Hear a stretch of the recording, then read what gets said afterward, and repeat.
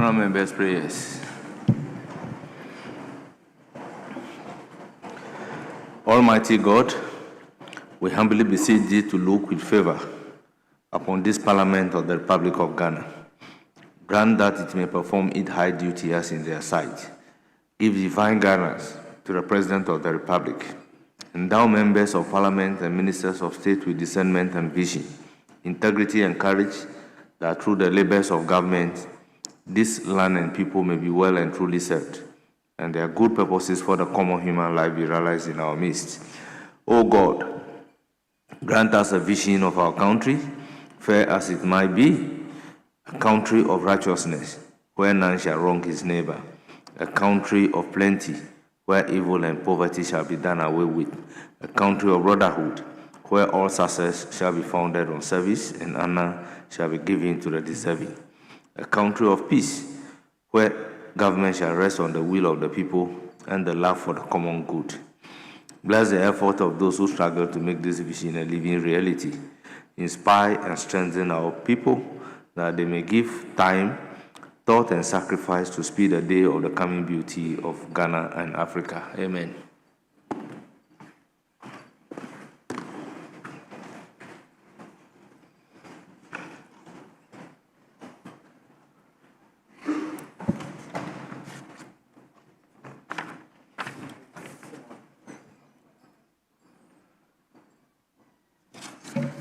Honourable members, let's move to item number 5, correction of vote and proceedings and official report. And I have a vote and proceedings of Wednesday, 4th March 2026 for correction, page 1, page 2, page 3, page 4, page 5, page 6, page 7, page 8, page 9, page 10, page 11, yes. Speaker, page 9, paragraph 1 and 2. I believe that the narration should read this way. If you read from the first paragraph from 8, item number 8, which tapers off to page 9 before item number 10. The minority leader didn't withdraw the allegations. He apologized. So it's as if it was not made. Then the apology was accepted. I think that would be a better rendition than to say that he withdrew the allegation. But Speaker, I'll leave it to your guide. I'm not getting you. Say page 9. Okay. So page 8, first paragraph at the item number 8. Page 8 rather. Page 8, yes. Okay. Because 8 tapers off onto 9. Okay. Now, after immunities, withdrew the allegation. Then, in parentheses, the details of the allegations are given. I believe that what was important was that he apologized for those comments. And then yes, the minister he really accepted. rendered an apology and added that he wants those words withdrawn as if he does not exist. And he has sincerely apologized to the minister. I'm guided. So the capturing here is correct. Okay, I'm guided. Page 12, page 13, page 14, page 15, page 16, page 17, page 18, page 19, page 20, page 21, 22, 23, 24, 25, 26, 27, 28, 29, 30, page 31, 32, and 33. Honourable members, in the absence of any correction, the votes and proceedings of Wednesday, 4th March 2026 is hereby adopted as the true record of proceedings. Honourable members, let's turn to official report of Wednesday, 25th February 2026. Any correction? In the absence of any correction, the official report of Wednesday, 25th February 2026 is hereby adopted as the true record of proceedings. Yes, Deputy Majority Leader. We then move to item number 6. Yes, business statement for the 6th week.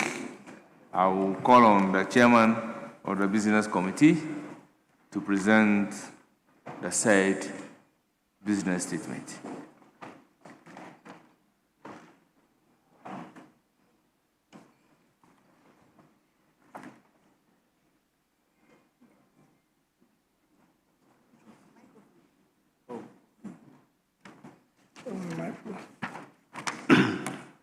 Thank you very much, Mr. Speaker.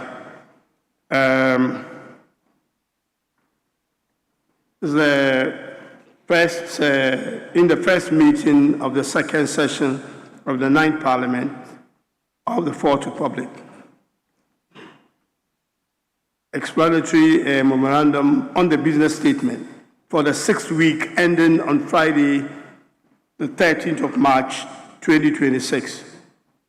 Mr. Speaker, the committee met yesterday, Wednesday the 4th, and arranged business for the House for the 6th week ending Friday, 13th, 2026. Mr. Speaker, the committee accordingly submit its report as follows. Arrangement of business. Formal communication by the Speaker. Mr. Speaker, you may read any available communication to the House. Questions.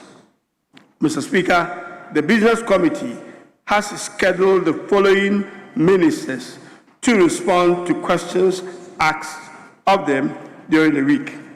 The Finance Minister has 6 questions assigned to him. The Minister for Roads and Highways, 5.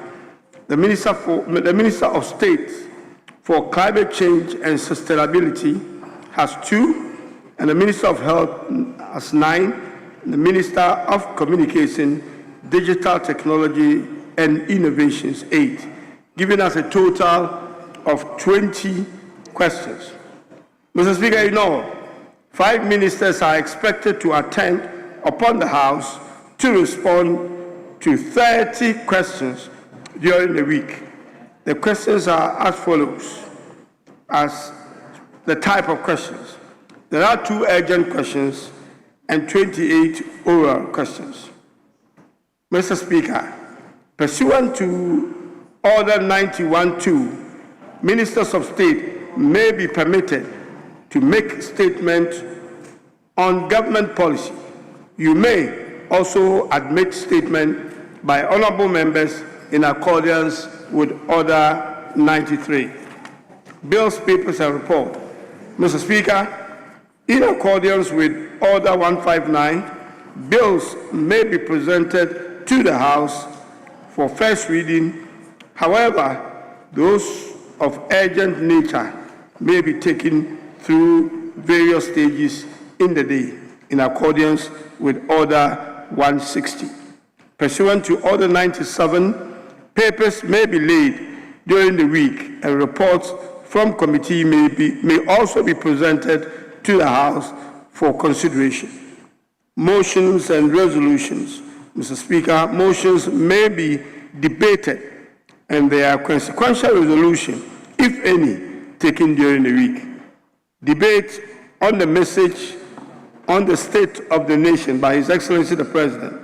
Mr. Speaker, the Business Committee would like to use this opportunity to remind honorable members of the ongoing debate on the message of the state of the nation delivered by His Excellency the President of the Republic, and urges all honorable members to contribute to the debate.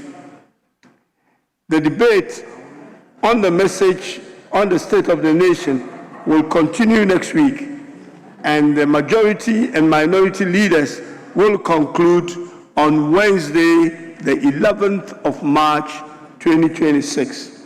Sitting time and extended sittings. Mr. Speaker, having regards to the exigencies of time, the Business Committee recommends that the House commences sitting on Mondays, starting from the 9th of March, 2026, that is next Monday. This Monday, it is proposed that the House will sit from 10 a.m. in the morning and closes at 2 p.m. to clear the backlog of statement and continue with the debates on the message of the state of the nation. Mr. Speaker, in conclusion, Mr. Speaker, in accordance with Order 2162 and subject to Order 67, the committee submits to the House the order in which the business of the House shall be taken during the week. Mr. Speaker, I ask the Hansard to capture the entire report. Thank you very much. Honourable members, business statement ably presented. It is now time for comment. Honourable members, any comment?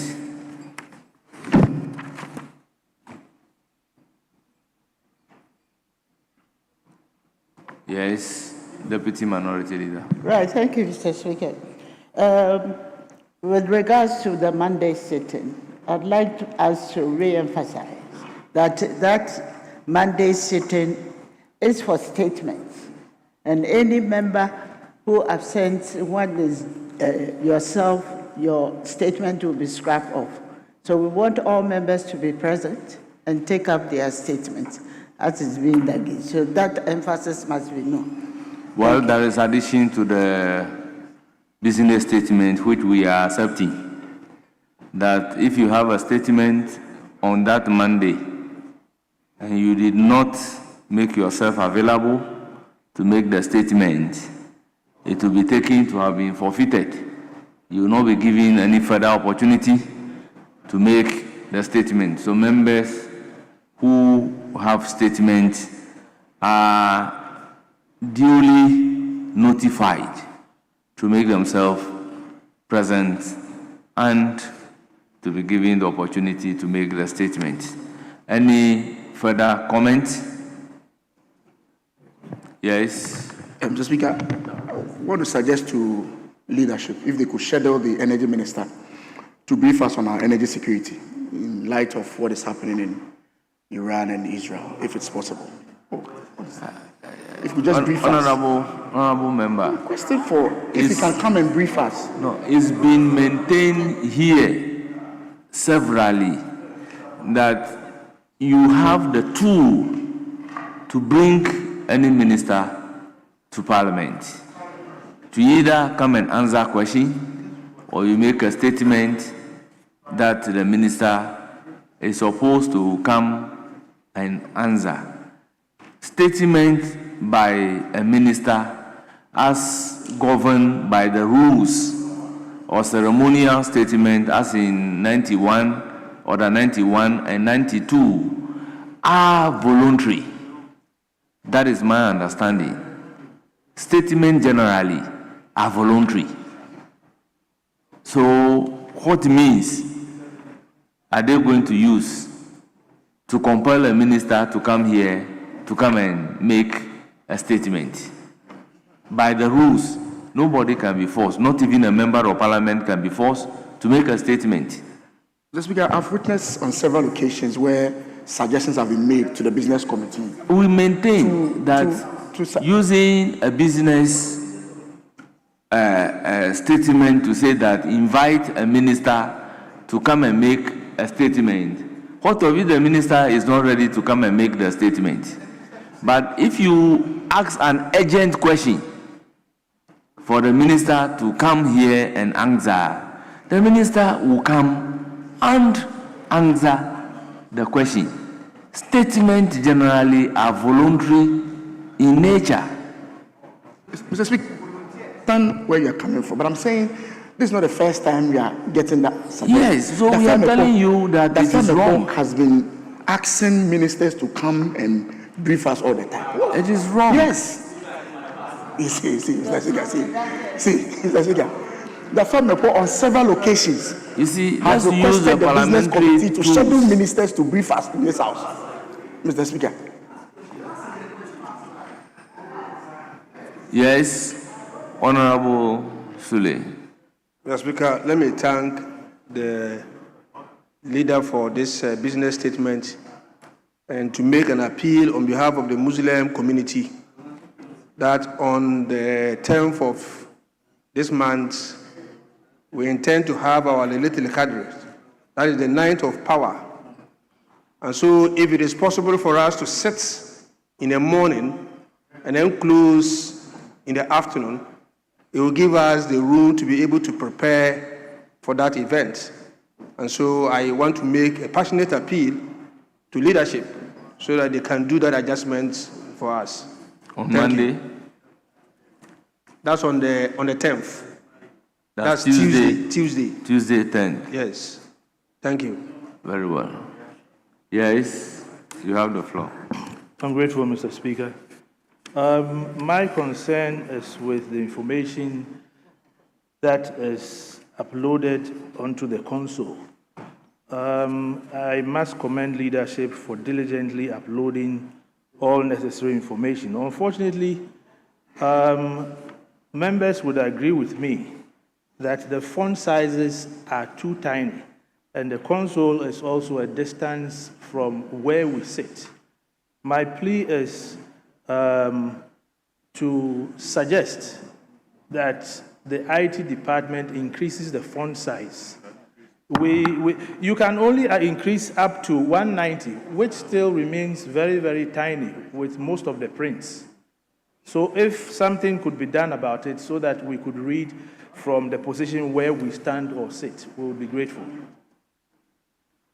That's a good observation, particularly to help those of us who are optically challenged. Any further comment? Thank you very much, Mr. Speaker. Mr. Speaker, on the business statement, I want to commend the leadership. So, Mr. Speaker, sitting time and extended sitting, it has been recommended by the business committee that we sit on Monday so we can take care of some very pressing business and then continue with the discussion on the State of the Nation address. Mr. Speaker, I want to also use this opportunity to recommend or urge the business committee that if they can work on the timing for the submission from 5 minutes for ordinary members to 10 minutes, since we are now moving the sitting time so we can have ample time to make comments on the business statement. Mr. Speaker, the 5 minutes is woefully inadequate. You can see from both sides. And it really and truly do not even allow members to have the opportunity to even explain one point of theirs, making everything in a rush. So if they are asking the House to sit on Monday and then now sit from 10 a.m., then we would also employ that the rest and the subsequent speakers can have 10 minutes, ordinary ranking, deputy ranking, or chairman can have some ample time to make their point. Thank you, Mr. Speaker.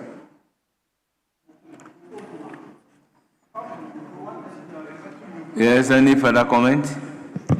Speaker, that is so. Speaker, just to inform the House that the Health Minister has indicated his availability on Monday to take his questions. So just to alert the business committee to program him for Monday, the questions. Because I see that Monday is because of, we were not sure. So we didn't slate any questions for Monday. So his questions can be slated for Monday. So that in addition to the statements, we can take questions, and if we have time, we can take some debaters for within the 4 hours that we intend to sit on Monday, Mr. Speaker. Thank you very much. Very well. Yes, Honorable Kinsenyaku. The Speaker, thanks for indulging me. The Speaker, looking at the number of questions programmed and considering the huge backlog of questions that we have, I, with all due respect to the committee, if they can find a way of increasing the numbers. Yesterday, we were given the agenda for this meeting, for the session, I think. Speaker, I realized that a lot of questions are outstanding. So if we could be a bit more efficient by programming more questions so that we can clear the backlog within a reasonable time. So this is a special plea to the committee if they could find a way of letting us have more questions to ask. Thank you, Mr. Speaker. Yes, Deputy Majority Leader.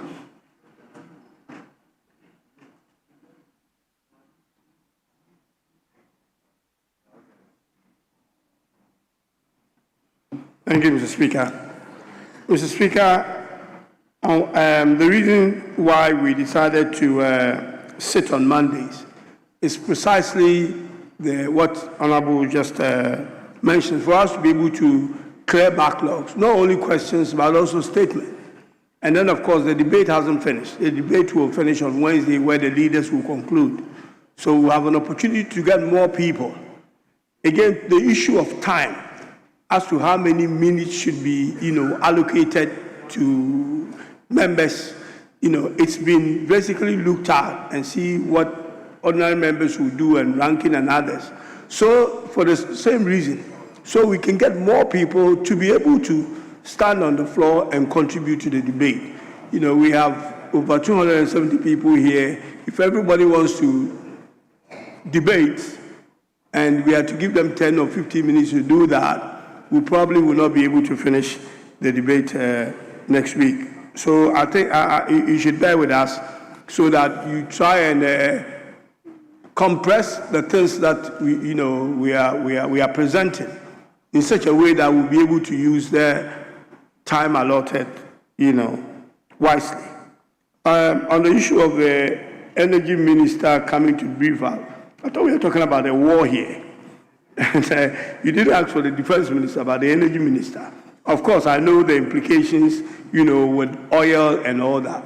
But the minister doesn't determine what the global price of oil will be. So if you ask him to come and brief you, I don't know whether you are looking for a forecast of what you think the oil price will be in the future or not. But I really don't. I really don't get exactly what you want the energy minister, but not the defense minister if you want to talk about war. Okay, right.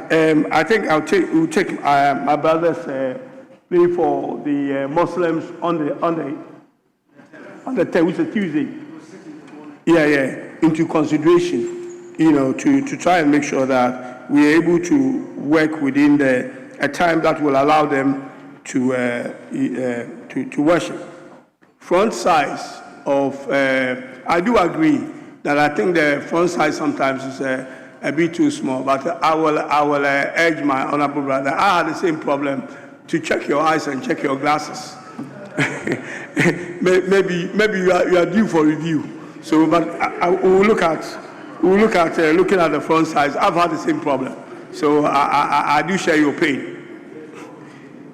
Time for the debate I've talked about. I think Chief Whip mentioned the health minister coming in on Monday, so we'll have to put the health minister in. But we need to cut the questions and the follow-ups a bit short so we can do a lot more. Most of the backlog we have is as a result of the time that we waste in some of these things. I'm not saying people should not ask their question, but I think sometimes we move away from exactly what we've asked our questions on, and an awful lot of time is spent in a way that probably could have been used differently. So I think some of the questions are related, and the last one I have here is to do with backlog, which I have already answered. So, Mr. Speaker, I think these are the answers to the questions that were asked. Thank you.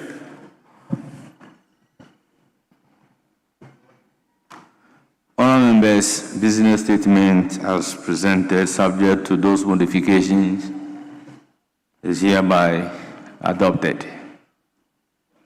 Honourable members, permit me to acknowledge the presence of students from Leading Star Academy, led by Reverend E.O. Ochirako, Director.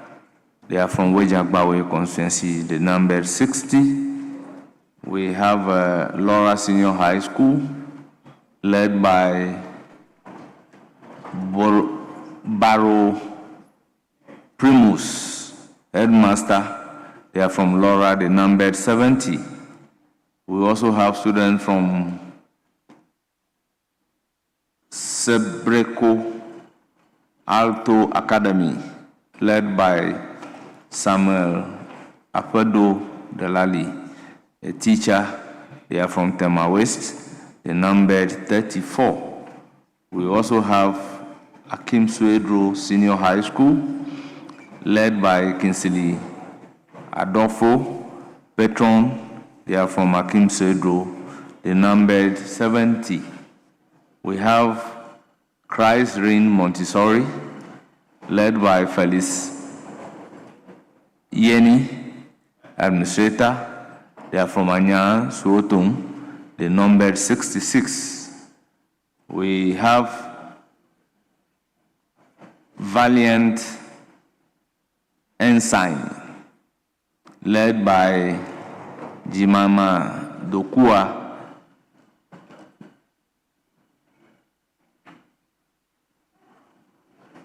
Zigbade Besin, Chief Executive Officer. They are from Gomoa West, the numbered 43. Honourable members, on your behalf, I welcome all of them to Parliament of Ghana and urge them to have a fruitful visit to Parliament. Yes, Majority Leader. Thank you very much, Mr. Speaker. I've just cited the Minister for Gender here, so I think we can go to the questions for the Minister of Gender to answer them. Question time. Honourable members, the Minister responsible for Gender, Children and Social Protection is here. May I ask her to take the designated seat as I call on Honorable Dr. Zaneto Ajiman Rollins to pose question number 678.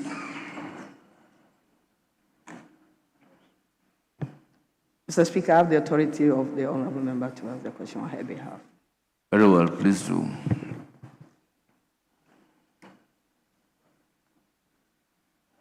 Mr. Speaker, I rise to ask the Minister for Gender, Children and Social Protection the current status of investigations into the domestic violence case involving Harriet Amuzu, a 32-year-old woman from Ofanko.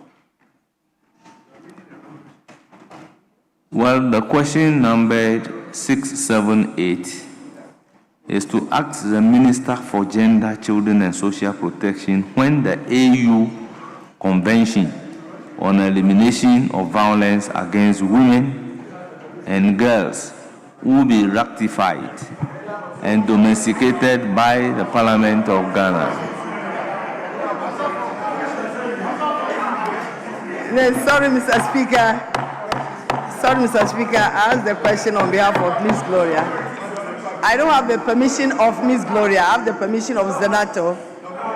I have the permission of Zenato, not Ms. Gloria. You have authority or permission? I have the authority. I have the authority of Honorable Zenato, not Gloria.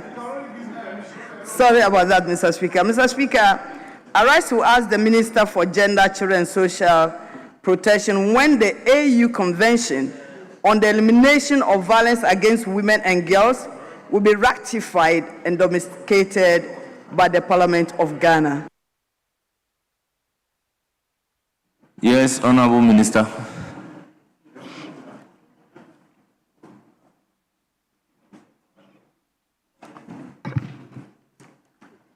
Thank you, Mr. Speaker. I wish to thank the honourable member for her sustained advocacy on this critical issue.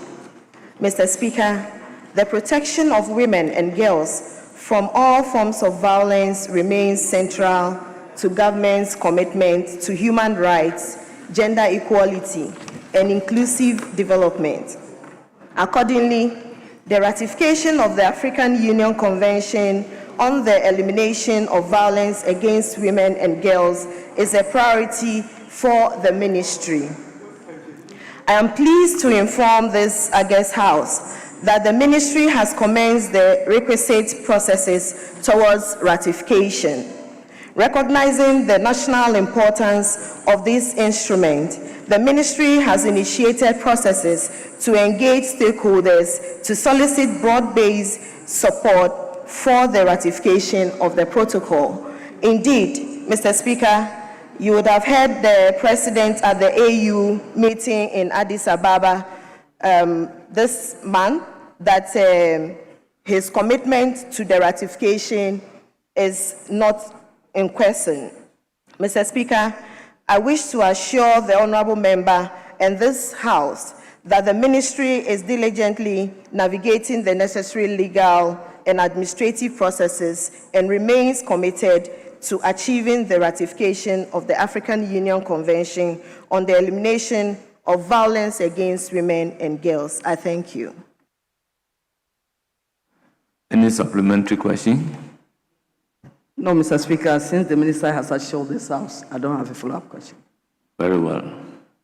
Yes, Honorable Kinsunyako. Mr. Speaker, with respect, I would like to find out from Honorable Minister if there is a limit within which we should get this ratification done, and also the legal and administrative processes that you've initiated. When do you think you get this done? Thanks. Yes, Honorable Minister.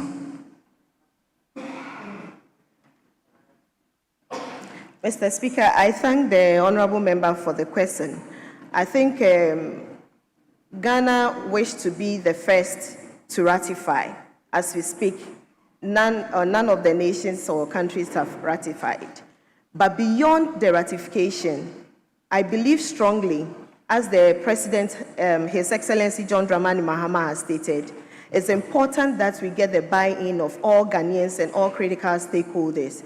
And so the consultative process is as important as the ratification. And so we're going to ensure that this year, as we've been given the charge, to ensure that it is ratified, we'll work with all of you, this August House, all Ghanaians and all other stakeholders to ensure that this year we get it ratified. Thank you.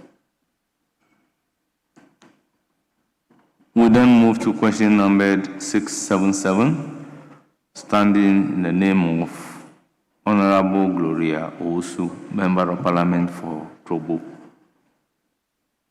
Well, Mr. Speaker, I have the authority of the said member Please of Parliament. go ahead.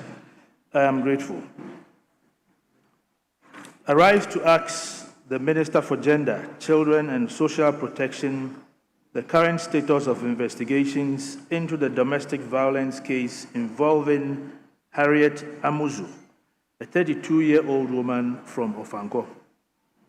Yes, Honorable Minister.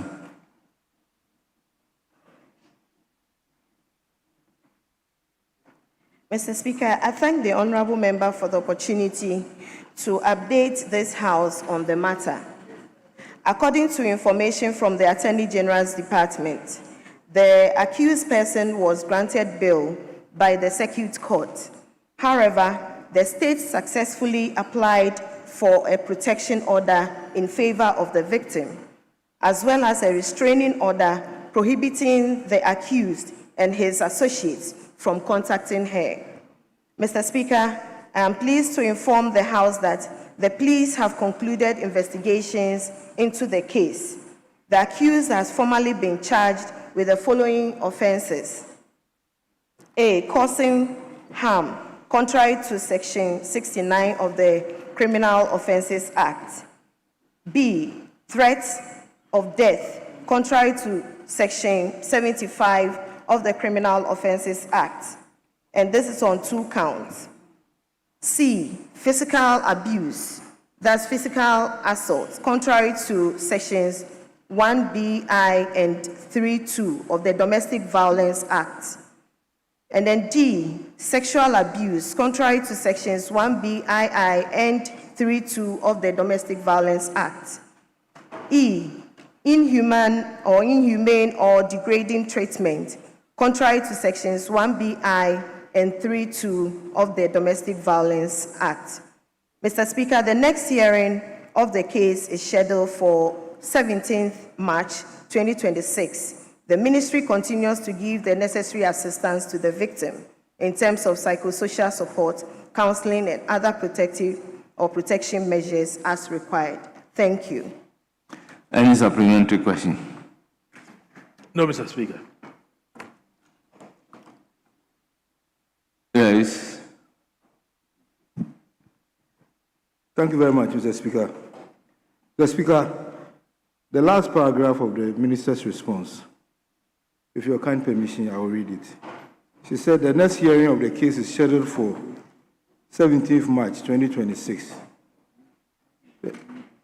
The ministry continues to give the necessary assistance to the victim in terms of psychosocial counseling and other protection measures as required. I would like to find out from the minister, what are the other protection measures? Thank you. Yes.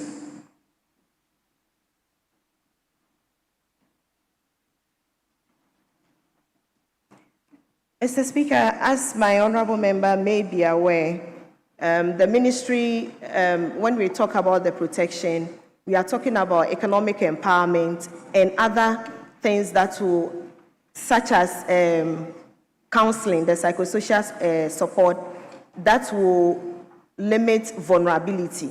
And so we're not talking of the physical protection, that is the mandate of the police, but we are talking about economically making her or giving her that empowerment to be able to stand on her feet and fend for the children.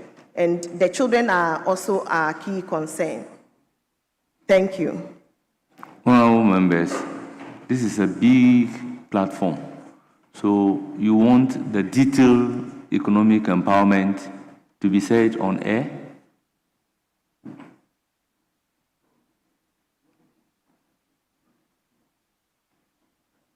Benefits that she has received, is that what we want to put on air?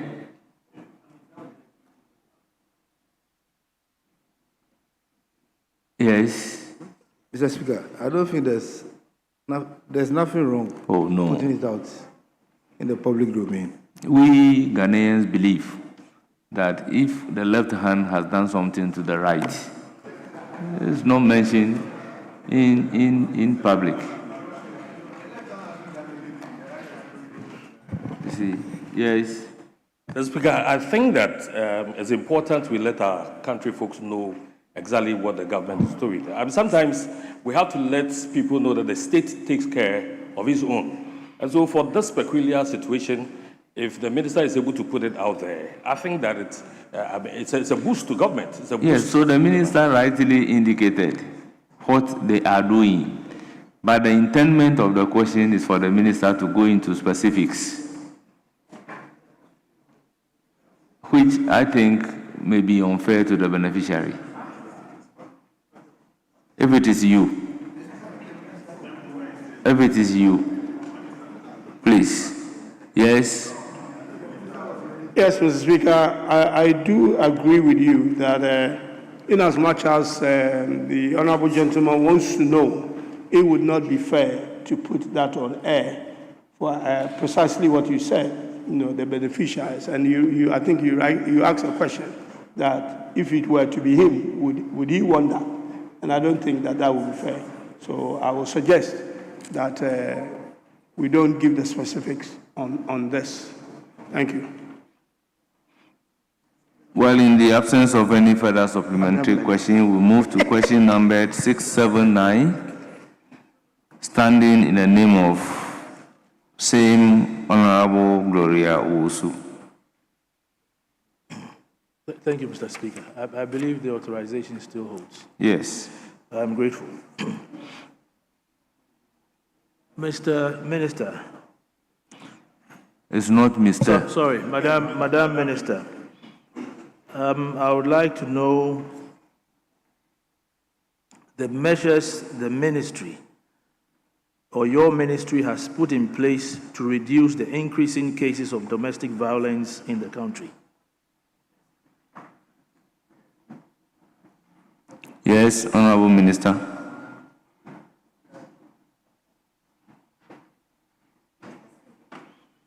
Mr. Speaker, the ministry has adopted a comprehensive approach encompassing policy and legal reform, prevention and survival support services for domestic violence.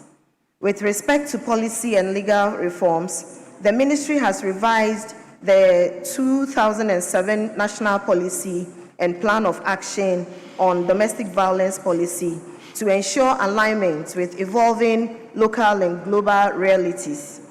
The revised policy and plan of action received cabinet approval on 22nd of April 2025. The ministry is also reviewing the Domestic Violence Act 2007, Act 732, and proposed to be retitled the Domestic Abuse Act. The review seeks to expand definition of abuse to address emerging trends, including technology-facilitated abuse. The accompanying legislative instrument, LI 2237, and the National Policy and Plan of Action on Domestic Violence are also under review to ensure alignment with evolving local and global realities. On programmatic interventions, the ministry, through the Department of Social Welfare and in collaboration with partners, conducts nationwide sensitization programs on domestic violence and related laws. Over 300 selected market executives have been trained on the Domestic Violence Act, the Children's Act, and human and women's rights and legal aid services. These individuals serve as community paralegals and conduct awareness activities in major markets, including Agbogbloshie, Madina, Nima, Teshi, Kaneshi, and Domi in Greater Accra, as well as markets across the Volta, Western, Bono, Northern, and Upper East regions. Furthermore, key service providers, including Judiciary, Ghana Health Services, the Ghana Health Service, Department of Social Welfare, and the Domestic Violence and Victims Support Unit, have all been trained on the essential services package for women and girls subject to violence to ensure coordinated multi-sectorial responses. Over 100 professionals, including clinical psychologists, Ghana Health Service personnel, and officials of the Commission on Human Rights and Administrative Justice have been trained to provide psychosocial support to survivors. Mr. Speaker, in 2021, in collaboration with UNFPA, the ministry established a 24-hour toll-free helpline, the Orange Support Center, to receive reports of domestic sexual and gender-based violence. Cases are tried and referred to appropriate agencies for action. In urgent cases, the Domestic Violence Fund is utilized to support medical care and provide safe accommodation. Complementary WhatsApp and SMS platforms have also been established to facilitate reporting, public education campaigns as ongoing through media platforms, churches, markets, and schools. Additionally, the ministry facilitates access to medical care, psychosocial counseling, legal aid, shelter services, reintegration support, and social welfare assistance for survivors. The ministry has renovated its shelter facility in Accra to ensure a safe and dignified environment for survivors undergoing rehabilitation. Mr. Speaker, These interventions reflect holistic and sustained commitment to combating domestic violence and protecting vulnerable persons. I thank you, Mr. Speaker. Any supplementary question? Honorable Minister, it is refreshing to know that finally there is there's going to be a new bill which will be passed into law to tackle all the challenges of Act 732. My only concern is, can you tell this House how soon we're going to receive this bill or the timelines for this journey? I'm grateful. Yes, Honorable Minister. Thank you, Mr. Speaker. As we speak, the bill is at the AG's office, finalizing to receive it for cabinet approval. So we are hoping that this year, the House, this August House, will approve it or pass it. Thank you. Any further question? I'm grateful. There'll be no further questions. Yes, Honorable Kinsinyako. Mr. Speaker, I want to thank the Minister for the elaborate responses she's provided. However, I'm impressed about attempts the ministry has put in place to train market women on the Domestic Violence Act and also the Children's Act. However, I think that the numbers trained so far are inadequate, only 300. Are there plans to increase this number so that more women will benefit from this training? And when do you intend to roll out any plan expansion of the numbers? Thank you. Yes, Honorable Minister. Honorable Speaker, this is an ongoing project, and so we have targeted training that also becomes like a TOT, trainer of trainers. Then they also go down there to train other people. When you look at the list of people or officers I mentioned, these are like frontline officers who provide direct services to the survivors. The market sensitization is an ongoing thing. As we speak, there are officers on the field. You will hear, even from next week, a lot of sensitization program going on, right from Ada to up north. And so it is something that is ongoing. Sometimes with the specific trainings, it will be difficult to even quantify. But when you are looking at the places, so for instance, when I mention Agbogloshi Market, it will be difficult to mention the number of women that have been sensitized. But when I'm talking about Shraj, I can say we brought this number of officers because they are frontline service providers to be trained to also offer further training. So yes, your concerns have been taken on board. We will do the expansion and update the House as and when it is necessary. Thank you very much, Mr. Speaker. Yes. My last question has to, so looking at the countries you've engaged citizens Honorable training, Kinsinyako, you've done with 6 all due regions. respect, advent your mind to standing order 88.7. Mr. Speaker, my question is just simple. She's done 6 regions. It's left with 10 regions. Let me read order 88.7. Because you do this repeatedly.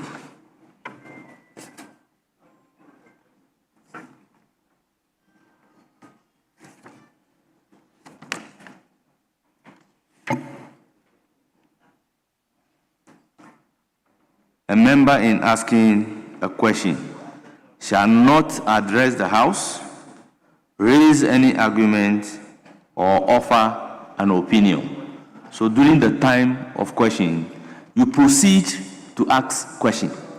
You don't address, you don't raise any argument, you don't offer an opinion. Mr. Speaker, You do nothing but you ask questions. Mr. Speaker, with respect, I didn't raise any opinion. I just wanted to avert her mind to the fact that she's done the training in 6 regions. It's left with 10 regions per what I've read in the document. So this is not an opinion. So, are you asking questions? My question is the outstanding 10 outstanding 10 regions. When is she going to rope them into the training? This is simple. Now that you are asking questions, then I can ask the minister to answer. Minister, your answer. That is a question.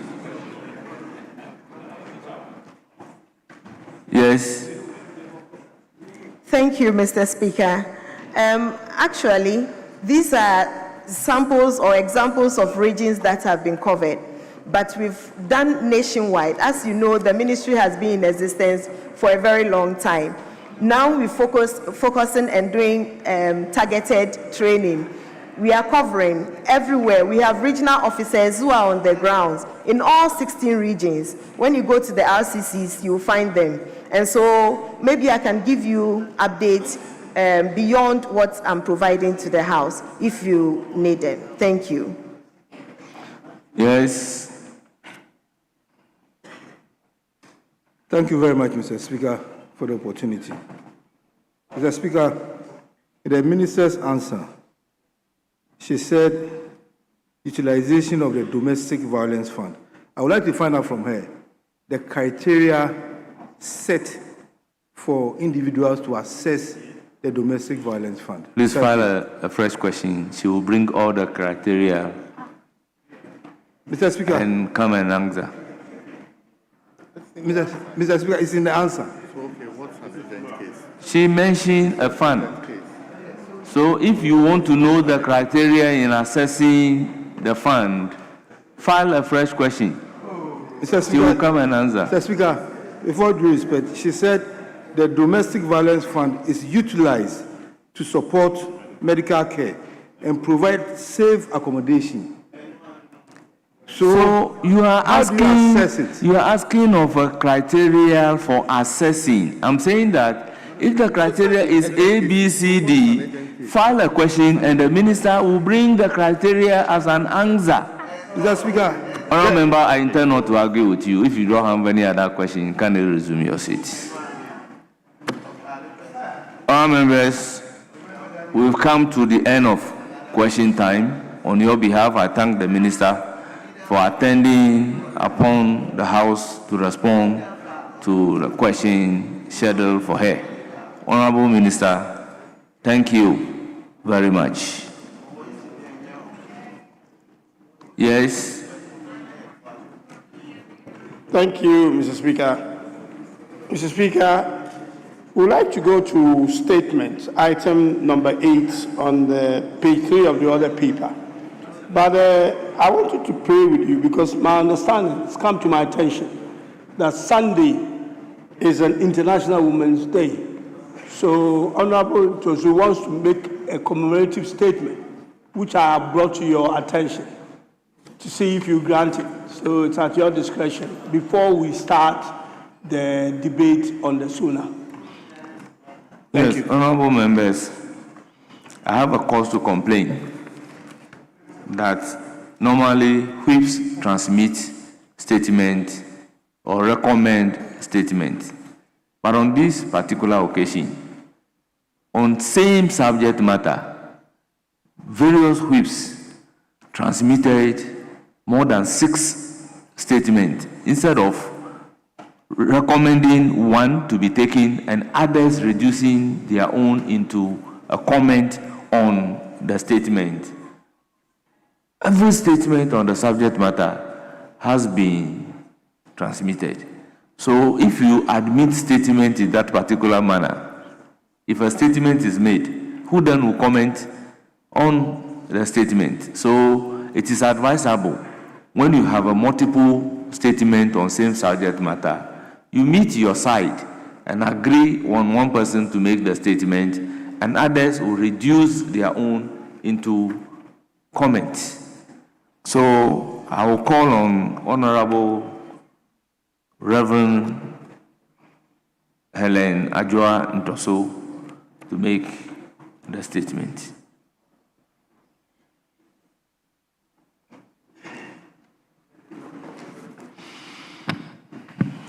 Thank you, Mr. Speaker. I rise to deliver a statement in commemoration of the International Women's Day, observed globally on the 8th of March each year. International Women's Day, championed worldwide by the United Nations, is a moment to celebrate the achievements of women and girls, while reflecting on the progress made and the work that remains in advancing gender equity. It is a day that calls us not only to words, but to renewed commitment and action. Right Honorable Speaker, the theme for this year's celebration, rights, justice, action for all women and girls, challenges us to accelerate progress towards gender equity and empowerment of women and girls. In Ghana, this call resonates deeply with our agenda for gender equity and empowerment of women and girls. It also aligns with the Global Development Agenda of the United Nations Sustainable Development Goals 4, 5, 8, 10, and 16. Women constitute a significant proportion of our population and play indispensable roles in our homes, communities, public service, agriculture, business, academia, and governance. Ghana's parliament has enacted key legislation to safeguard the rights and dignity of women, including the Domestic Violence Act, the Affirmative Action Gender Equity Act 2024, Act 1121, and other social protection frameworks that promote equity and inclusion. Mr. Speaker, we acknowledge the strides Ghana has made in promoting gender equity and women's empowerment. Yet we recognize the persistent challenges that hinder the full realization of rights and justice for all women and girls, be it access to education, economic opportunities, or protection from violence. We call on this August House to once again champion bold actions towards legislative reforms to strengthen laws that protect women's rights and address systemic inequalities, prioritizing funding for programs that tackle gender-based violence, enhance girls' education and support women entrepreneurs, and ensuring accountability by holding institutions responsible for promoting inclusive policies and practices. Right Honorable Speaker, gender equity is not a women's issue alone. It is a national development imperative. When women are educated, families thrive. When women have access to economic opportunities, poverty declines. When women participate meaningfully in decision-making, governance becomes more inclusive and responsive. Therefore, empowering women is not an act of charity. It is a strategic investment in Ghana's future. I also take this opportunity to commend Ghanaian women in public office, including female honorable members of this August House, for their resilience and leadership. Their presence in Parliament and other decision-making spaces sends a powerful message to young girls across the country that leadership is not defined by gender, but by competence, integrity, and service. On this day, Mr. Speaker, I wish to specifically celebrate one of the distinguished daughters of our land, Dr. Mrs. Clara Kolaga Berry Kesati from Manyoro in the Kasina-Nankana district of the Upper East region. On 10 February this year, she made history as the first woman to graduate with a PhD in law from the University of Ghana School of Law since the university's establishment in 1948. Dr. Mrs. Kesati's success showcases brilliance, resilience, and dedication that will inspire countless young Ghanaian girls to pursue their dreams without limits. Her story proves what can happen when barriers are broken down. She truly embodies this year's theme, where rights are respected, justice is pursued, and genuine actions create lasting change. Mr. Speaker, let us harness this moment to amplify voices, dismantle barriers, and drive collective action. Together we can forge a Ghana where every woman and girl enjoys her rights, has access to justice, and contributes fully to our nation's progress. Let us also turn rights into reality, justice into action for all women and girls. Happy International Women's Day to our incredible women out there. Your strength, resilience, and contributions matter. Your voice is powerful, and your dreams are valid. Keep pushing boundaries, supporting each other, and breaking barriers. Thank you, Honorable Speaker, for the... Honourable members, that's the statement ably made. It's now time for comment. Mr. Yes. Speaker, I think we've agreed that we will do 2-2. So Very well. To afford us time to be able to get into the debate. When I indicated to you that I have received about 6 or 7 statements, won't the makers as well reduce their statement into comment? Mr. Speaker, if they are all here, then Very well. maybe at your discretion Very well. you can. So we take it into consideration. If they are not here, we take 2-2. Yes. The floor is now open. Yes, Honorable Zanato. Thank you, Right Honourable Speaker, for the opportunity to make a comment on the statement ably made by the Honourable Helen Ntosu. Mr. Speaker, indeed, the issue of rights, justice, and action for all women and girls, as is the theme for this year's International Women's Day, is really important from the point of view that we need to move away from tokenism and paying lip service and really put actionable steps in place to restore balance in our societies by dismantling the structures that block women's equality and equity, not just in this country, but across the continent and across the world. Mr. Speaker, in terms of what we as a House can do, we need to take seriously and commit to gender mainstreaming of all budgets that come before the House.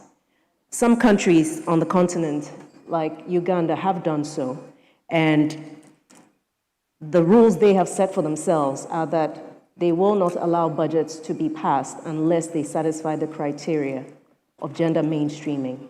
And if we truly mean to go beyond lip service when it comes to what we want to do to elevate women's status and create that balance, I believe that as a House, we ought to take seriously the issue of gender mainstreaming our budgets as a first step towards our commitment to make this a reality. Thank you, Mr. Speaker.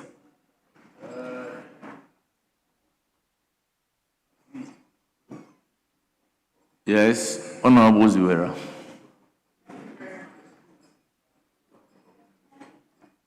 Thank you very much, Mr. Speaker, for the opportunity to contribute to this statement made by the chairperson of the Gender Select Committee of Parliament, Honorable Helen Ntosu.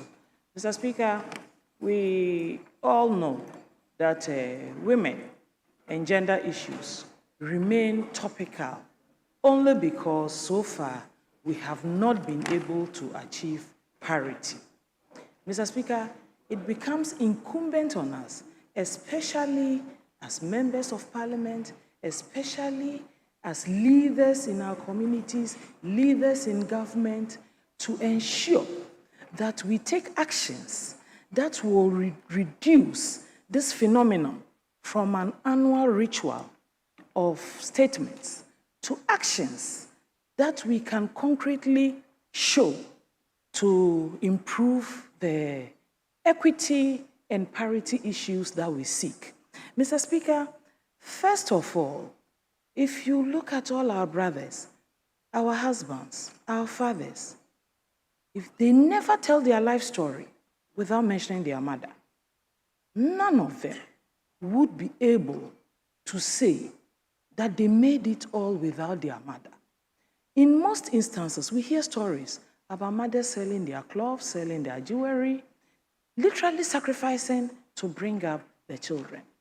As women, I think we need to begin to look at that side of the narrative. We want to hear young girls say that their mother sold their last jewelry to make sure that they went to school. Education, whether we like it or not, remains the one single bridge between poverty and advancement. It remains the bridge between enhancement, exposure, and ability to access opportunities. I want to use today, on the occasion of the International Women's Day, to celebrate all our mothers, all our grandmothers, all our sisters, and all our daughters, especially those who have had opportunity to progress in their careers and professions. Let's turn back and look at what we can do individually, one at a time, and see what the incremental benefits will be for our daughters. Mr. Speaker, allow me to use this period to celebrate this young girl from my constituency of Salaga South, who I picked up after her SHS examinations, enrolled her in the University of Development Studies to pursue a physician assistant program. She graduated top class and was the overall best student of the UDS. She comes from Salaga. I want us to take this as a project. She's called Fatmata Alasan. She was the best female student in the last graduation that the UDS held. So, Mr. Speaker, there's opportunity girls. Some of the girls are just looking for who holds their hand, who answers their telephone calls, who makes sure that their school fees are paid, who makes sure that they're able to afford the transport that takes them to school. And the sky is their limit. We will celebrate, continue to celebrate Professor Jenana Upukwajima, the first female vice president of this country. I was lucky to be a student in Cape Coast University, so I know what she's made of. She remains the role model. Let's work towards achieving more than we already have. Let's work towards making a first female president of Ghana very soon. Thank you very much, Mr. Speaker. Yes, Honorable Dr. Free. Mr. Speaker, I rise to associate myself with this maker of the statement. Mr. Speaker, I would want to use the opportunity to celebrate women wherever they are and the contributions they keep making to society. This year's theme is Balance the Scale. Mr. Speaker, we need to consciously walk the talk with the attempts for women to seek equality and the struggle or the fight for that liberation and recognition without much biases. Mr. Speaker, many of us have given birth a lot of, many of us, whether destiny or not, our children, a lot of them are females. So we are in a position to really look forward to the future and see what must be done to really balance the scales. Maybe we keep talking about their political inclusion, but it's not only about that. A lot of women are excelling economically, and then also culturally they are there. But the public services, I think we should begin to start looking at the Public Services Commission to put pressure on the Public Services Commission to bring meaning to the fight. Sometimes people mistake it as female inclusion or women's celebration or growth means should be politics. Yes, political representation, we must make all we can for women's inclusion and the numbers to be increased. But then also in the public services, those who conduct interviews to grant access to jobs and for that matter, persons to be employed. Are we making headway there? Are we seeing constructively that if 100 people are employed, some 40% are women? I'm not seeing that. Because if you go to a lot of the public sectors, the faces you see, many of them are not women. And I'm trying to use the opportunity in balancing the scale to highlight the public service sector. The political light is there. We'll continue to put pressure on the political parties to get women to come in here to advocate. So there will be more inclusion. But also this day, if we are indeed balancing the scale, then we lose, Mr. Speaker, to look at the public services. Constructive effort would have to be made. Again, I celebrate women because I stand here because a woman looked at me and said that, yes, I want you to be the kind of politician you have to be, and there's no need for you to go and live in the Americas. She was the MP for my constituency, Grace Coleman, trained in Wesley Girls, studied in Harvard, had opportunity under Lehman to be High Commissioner to the Netherlands, eventually became a Deputy Minister of Finance under President Kufuor, was a Member of Parliament for Fijazi Asokore from 1996 to 2009, 7th January. She grew me up, being a personal assistant to her right from 1999. I had opportunity as a young medical doctor after school, looking into my future,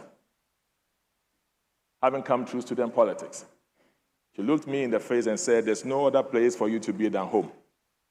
I know you are capable, but being a student leader for long, be here, better your lot politically, sharpen yourself, and one day I would want to see you take my place. Mr. Speaker, I don't have a godfather, but I always have had a godmother. And therefore, I'm always interested in women growing up and women having their respective places.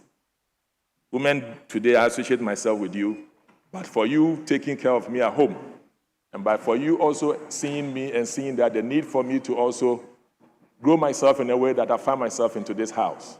But for a woman, I wouldn't have been able to achieve that. So I make this and I should associate myself to this and encourage the many people who are looking at me today that indeed we should walk the talk. And now many of us have children who are women or girls. So are we going to just do lip services here? As we sit here as legislators, evaluate yourselves and see your homes, how you want your children to be and where they have to be, so that we can begin to balance the scales in good faith. Thank you, Mr. Speaker, for the opportunity to speak on this statement. Thanks.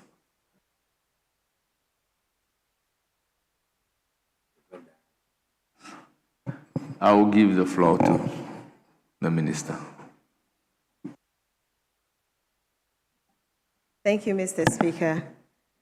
I rise to thank the maker of the statement for bringing to light what we all know as the issues that confront our nation that we need to face head on and ensure that the issues of gender equality, the issues of equity, the issues that confront the many women of Ghana and beyond are actually planned for. Beyond the planning, they are budgeted for, so that the things we say are not just words, but we can actually commit resources to them to see them done. Today, I celebrate all women of Ghana and the good women of Krowo, my constituency. I also want to celebrate all the he for she's, the men who are supporting women and appreciating the efforts women are putting into making this world a better place. The campaign for this year is Give to Gain. In giving, women have to feel appreciated. In fact, it is not just we making statements on the floor.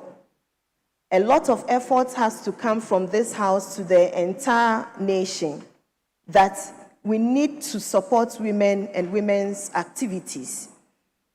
The caregiving role of women takes a toll on women. It takes a toll on our education, our careers, and all other things that we do to bring productivity to this nation. But that is the less appreciated role of women. It is mostly the unpaid labor of women. And so most often you will have people asking women, what do you bring to the table? In fact, without even counting the things we bring to the table, we can enumerate by just looking at a woman the many things that the woman is contributing. And when a woman puts herself up for election or nomination or appointment, then you find people asking their qualification and whether they are capable of occupying the seat or whatever position they desire to take on. Truth be told, it's as if the day a woman is born, that woman is put in the classroom to learn about leadership.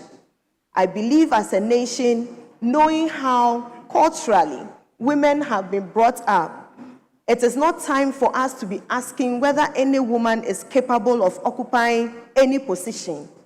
And on this note, I want to also acknowledge the desire and aspiration of His Excellency John Dramani Mahama when he said that it is his desire to see and his hope to see a woman ascend to the highest position of this nation that has become a precedent. It's like a reward for all the hard work women put in.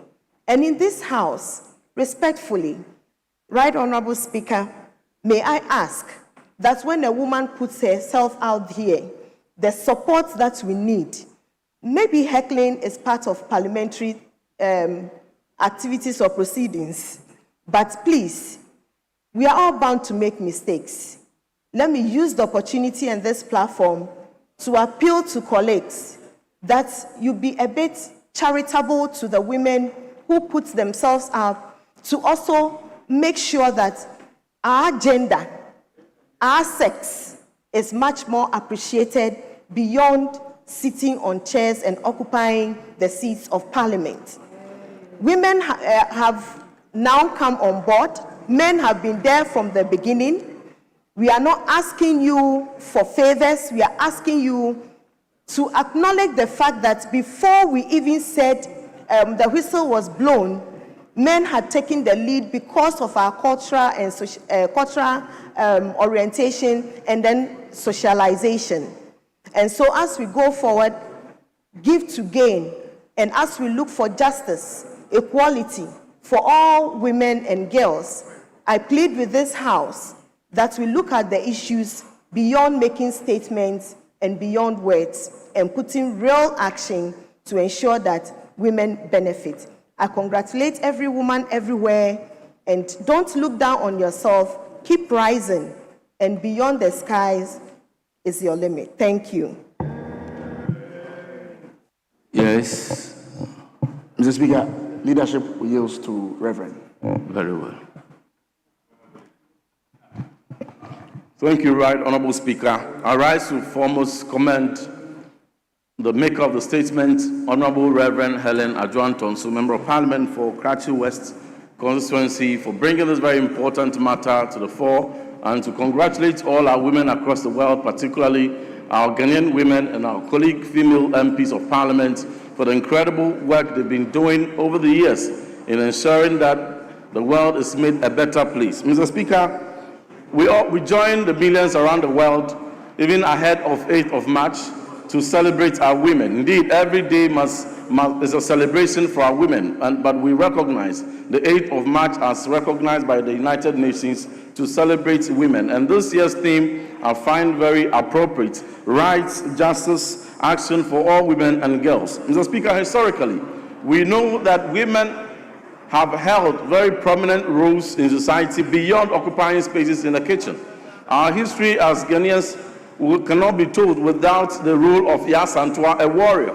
And we know that in many societies, we have women like Yasantwa, whose incredible bravery and courage fought to make changes and made their society better. Today, we have such Yasantwas in our midst. And all they are asking for is not for us to lower the bar for them. They are resilient, they are bold, they are up to the task. But all they are asking is that we give them that equal opportunity, that we remove the barriers and we remove every obstacle and stereotypes that hinder the opportunity of a female from rising to the maximum heights that they can become, to actually maximize their potentials and to contribute to societal building. We want to pay tributes, glowing tributes, to all our incredible women, that in the interest of time, all our members of Parliament, female members of Parliament, past and present, of the first and so far the only Speaker of Parliament, female Speaker of Parliament, Justice Akoto Banfo, all our past Chief Justices, female Chief Justices, who from Leadership Wood to Sufar Kufu and to Justice Gertrude Tokunu, and current female vice president that we have, Her Excellency Professor Jenana Opoku-Agyeman, all the past and 7 chairpersons of the Electoral Commission who have played an incredible role. Mr. Speaker, today, for the first time, we have Chief Fire Officer who's a female, Mrs. Daniela Mawusi Into Sapon. We have the Director General of Prisons for the first time who's a female, Mrs. Patience Bafuboni, lawyer, who is doing incredible work, Director of Prisons. So we want to encourage our women, and we want the world to know that we have very competent women who are able to rise up to the occasion and who are shattering glass ceilings, and their inspirational stories making way, inspiring girls to know that they have important place around the table. We don't want to restrict women only to the traditional rules. One could agree said that educate a man, you educate one person. But you educate a woman, you educate a whole nation. That holds true. Because even studies has revealed that any time in a society where women are given the opportunity to education, right to education, it is very unlikely that their children will be out of school. And that society is empowered. So talking about rights, Mr. Speaker, rights to education, right to opportunities, equal right to opportunities, and the implementation of free SHS. We saw just about 4 or 5 years into it that we have been able to achieve as a nation a gender parity of 1 in our secondary schools. What that means is that in every secondary school where you find 100 boys, you find 100 girls. An incredible achievement, a stride collectively we all made. From the past, where wherever you found 100 boys, you are likely to find only 60 or 70 boys. When we talk only 60 or 70 girls, we want to single out also the incredible performance of Manfe girls, Methodist girls, senior high school in Manfe. In 2021, for the second time, they went to the world stage and won global robotics competition, beating over 5,000 teams from across the world. Many of them were boys. On 2 occasions, these were girls. You go to Efiakobe girls in Ashanti region, young girls are consistently able to bring out inventions. They have invented a unmanned boat that has collaborated with the Ghana Navy. They can deploy it to the sea, to water, to do surveillance, and even if there are some bodies underwater in times of disaster, they can go and rescue. We want they've also designed an unmanned drone that is able to do surveillance. It flies an aeroplane, it flies and it lands right here in our country. These are incredible things done by females. And so we want to cite some of these to inspire our women that your best days are definitely not behind you, but are ahead of you. And in conclusion, Mr. Speaker, on justice, it is so sad that we haven't offered our women enough justice. For us to sit down as a nation and forcefully and unjustly remove justice, Gertrude Tokonu as Chief Justice of this Republic is one that is unpardonable and smacks in the face of what we are pursuing. But lastly, on action, let us remove the barriers and let us grant opportunity for many women to contribute meaningfully to societal building, nation building, and our collective economic pursuit. I thank you. Well, statements are not to generate debate. It is on that note that I'll ask the Hansard Department to expunge forceful removal of Gertrude Tokonu from the record as if it does not exist. Yes. Thank you, Mr. Speaker. Mr. Speaker, I think we still have more women on our side in the chamber. So leadership will cede to Honorable Soa, Deputy Minister for we are Local trying to approbate and reprobate at the same time. You said we should take 2-2. Mr. Speaker, I think we have gone beyond that. So I'm just pleading that on leadership side, she concludes for leadership. Very well. You have the floor. Thank you, Right Honorable Speaker. I want to commend the maker of the statement on the International Women's Day. That's the 8th of March. Honorable Adjoa Helen Ntoso. She's been at the forefront of championing women's agenda as well in this parliament. Mr. Speaker, year after year, we celebrate the International Day of Women. Are we making progress? Are we moving forward? Are we getting the needed support? This year's theme, rights, justice, action for all women and girls. And we say give to gain. And so, Mr. Speaker, as we celebrate this, we are talking about rights, we are talking about justice, we are talking about action. Because if we are given the rights and then justice for all, including women, and then there is action. Action meaning that the women will also be at the forefront to ensure that we will stand up tall to push the women agenda. I also want to commend our honorable our honorable Minister for Gender for the good work she's doing at the Ministry of Tourism. Mr. Speaker, Ministry of Gender. Mr. Speaker, I don't want to go far, but when we look around us in this parliament, we have the women who are excelling and who have excelled. I would mention Honorable Zuwaira Ibrahima, Honorable Ablanjifa Gomashi, Minister for Tourism, Honorable Doyo Kujo-Ganza, the Women's Caucus Leader in Parliament, Honorable Senator Ajiman Rawlings, among others.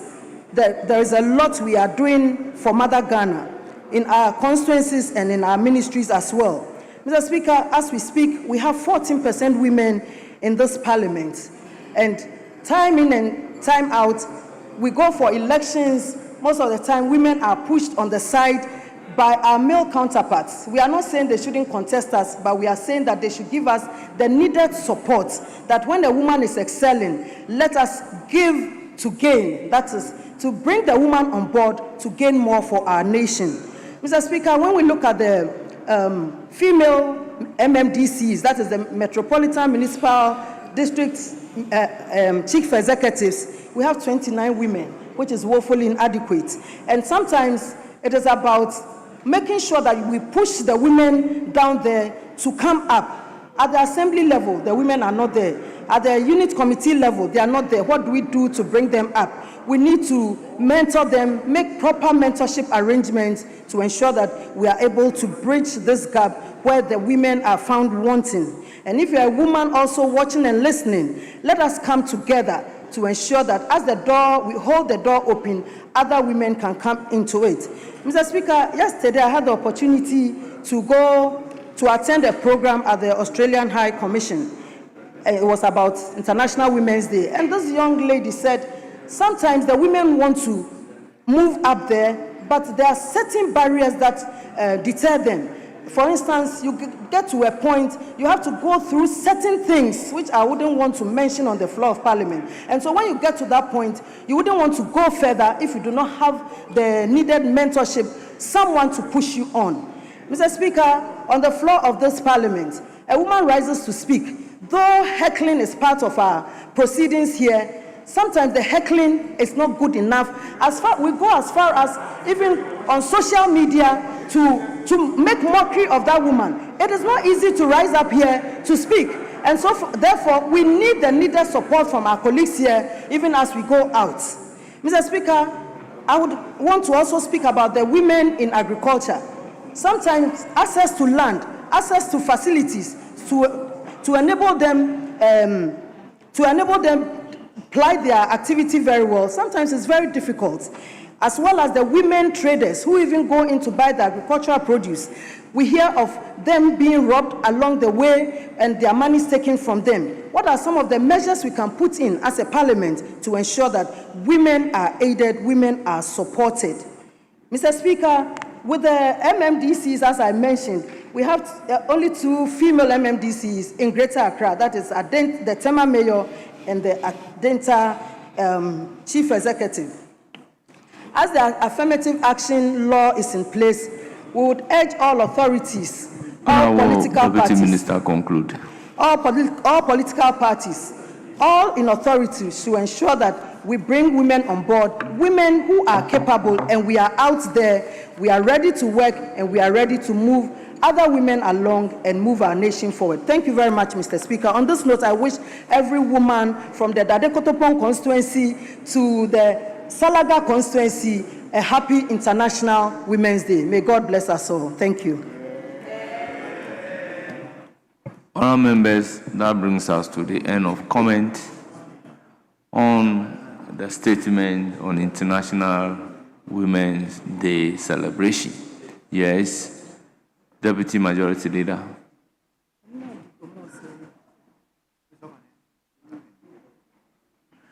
think we move to item number 10.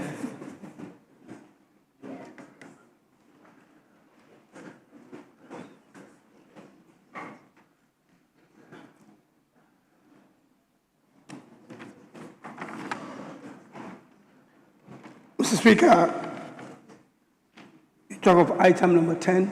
So we are going to continue with revert back to doing the debate.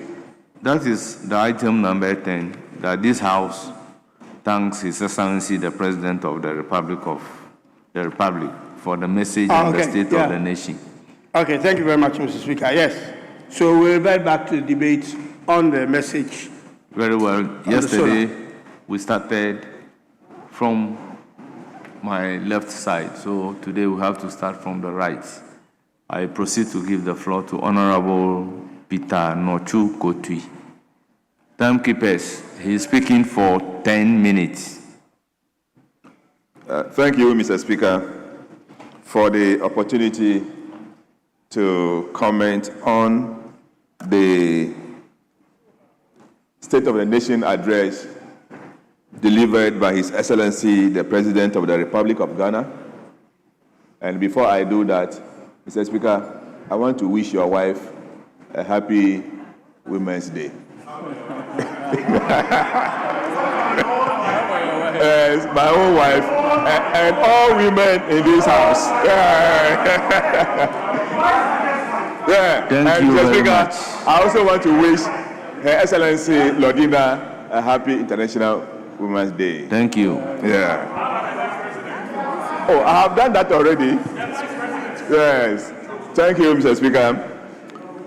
Let me say that His Excellency the President, when he appeared before this House last Friday, spoke with confidence. The confidence that gave many Ghanaians hope for the future. And there is no gainsaying more than to say that his presence, his presentation is a real manifestation of the research agenda. Mr. Speaker, I want to limit myself to education. But before I do that, let me use this opportunity also to thank His Excellency the President for delivering on his promise that in the second year of his administration, he will make sure that the whole Denu Road would be reconstructed. And as we speak now, there's serious construction work going on there. Mr. Speaker, unlike those days when we had a year of roads and the whole Denu Road appeared, but it was never reconstructed. And Mr. Speaker, on behalf of the people of Akati North, we want to thank His Excellency the President for fulfilling that promise. Mr. Speaker, if you look at the basic education as we have it in now, there are major challenges, and it is on record that these challenges are being addressed. One of them is about infrastructure. We have many schools still under trees in this country. But as a government directive given to the district assemblies, I am aware, and it is true, that every district is to construct at least 2 basic school infrastructure this year. And if every district is able to do that, then we're going to have at least 522 basic school infrastructure constructed across the country. And if a GET fund also does is 200 for 6 unique classroom blocks, 200 for KG blocks, then we're going to have at least 1,000 school blocks every year. And Mr. Speaker, you imagine 1,000 school blocks, new school blocks being constructed every year. Within the next 4 or 5 years, we should be able to eliminate schools under trees in this country.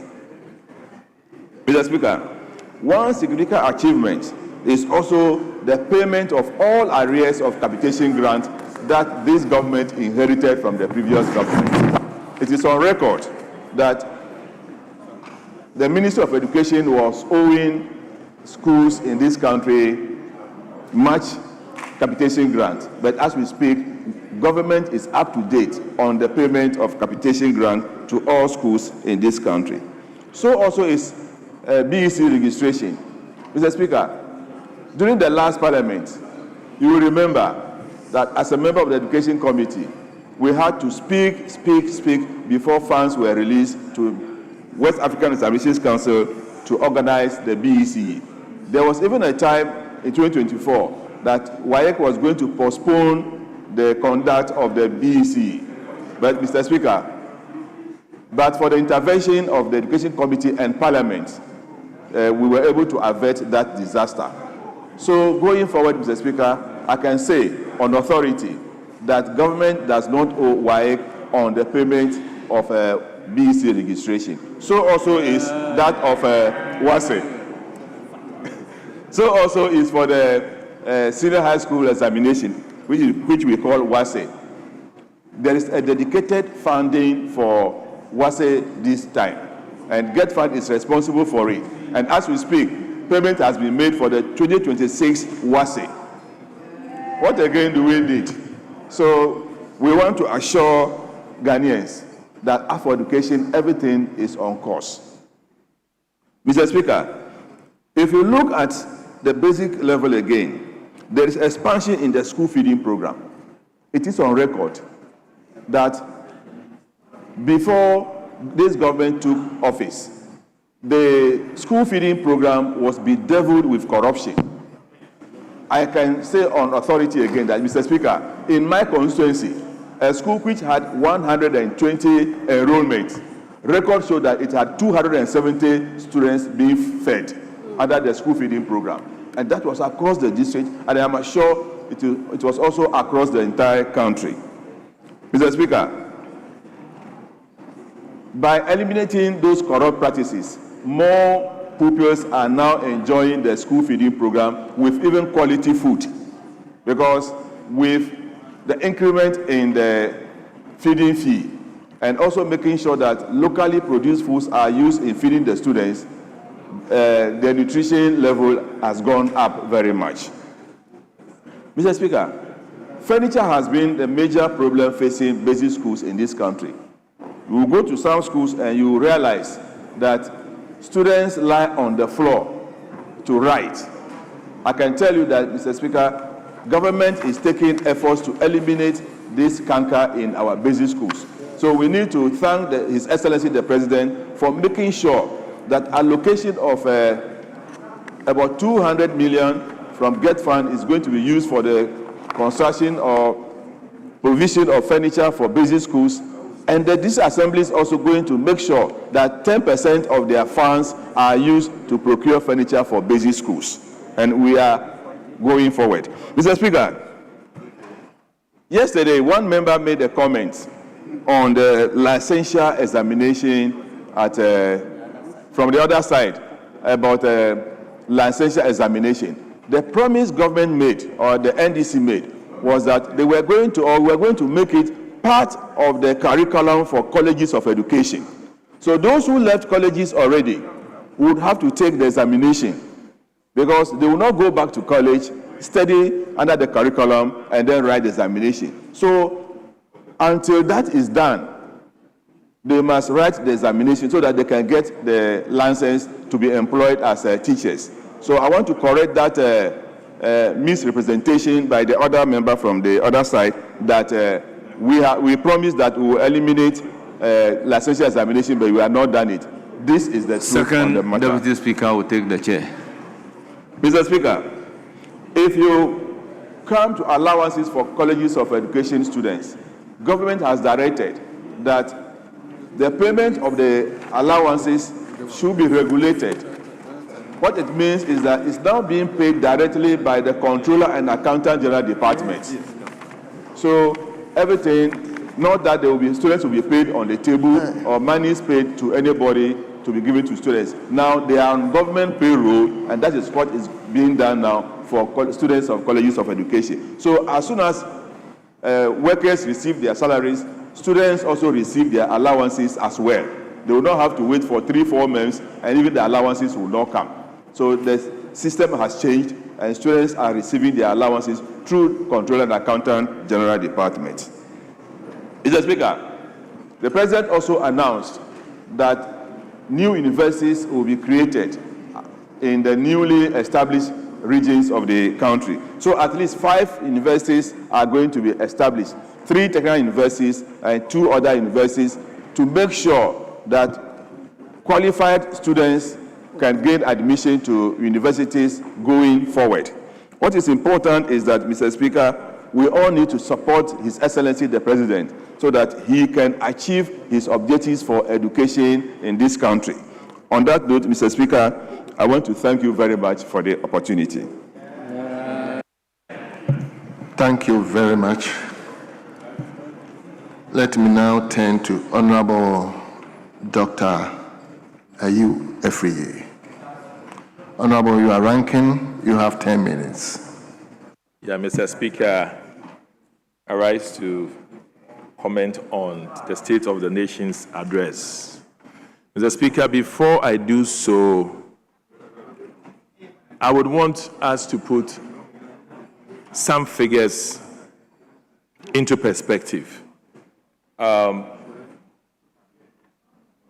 It will be in the form of correction, but the Hansa Department, I'm ready to give, after this presentation, the balanced position of the NHIA, and I want it to be captured so there's no politics on social health insurance financing in this country.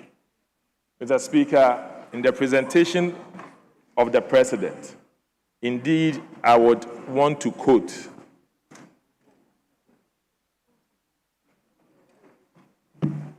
Mr. Speaker, the President stated that,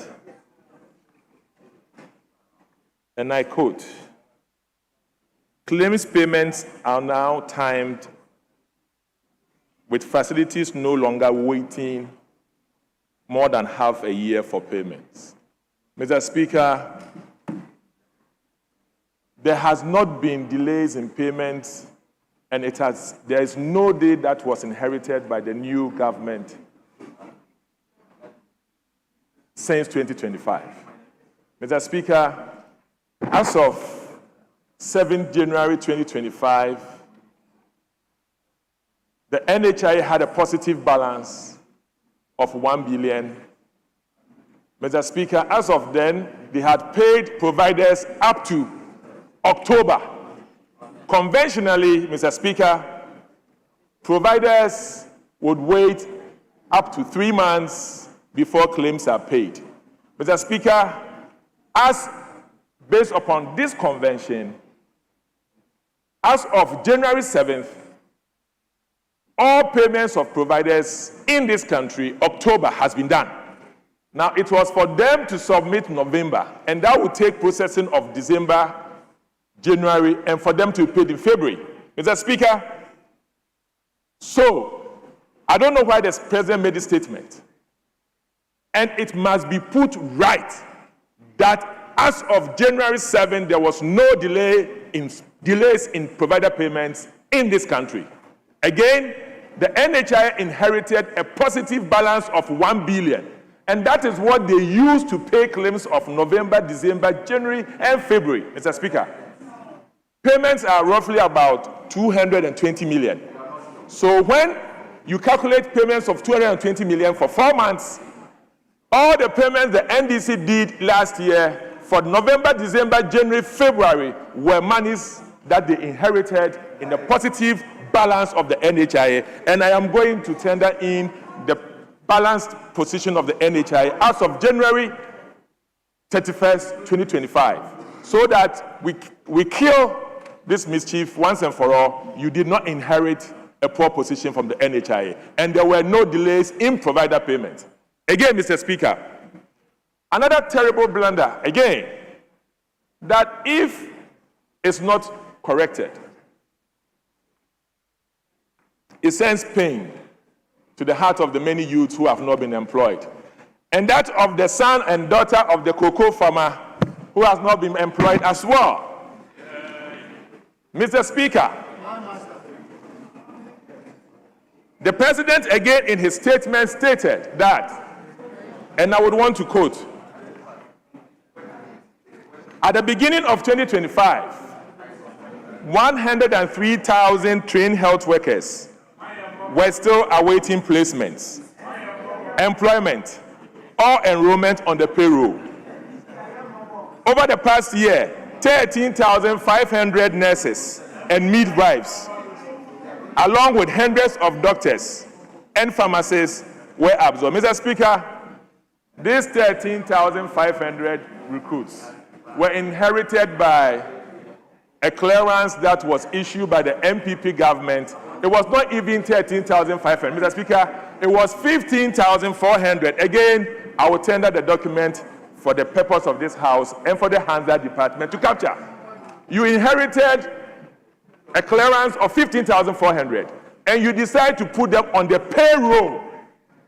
However, Ghanaians listening to me, I would want you to know that the taxpayer, and of course that of the cocoa farmer, your child was not employed in 2025. Neither did they make any allocation in the budget to employ nurses and allied health workers for 2026, and that is shameful. Mr. Speaker, all the nurses and the pharmacists and the allied workers and medical laboratory technicians who are at home, hear me out. This government did not make a budget for you in 2025, neither have they made a budget for you in 2026. Mr. Speaker, just as the cocoa farmer is struggling, and cocoa farmer for Omaye Mabo, Mr. Speaker, Omaye Mabo. Yeah, Mr. So, me a cocoa farmer, Maya Mabo, to wait. Mr. Speaker. Honorable members, please. Mr. Speaker, to wait.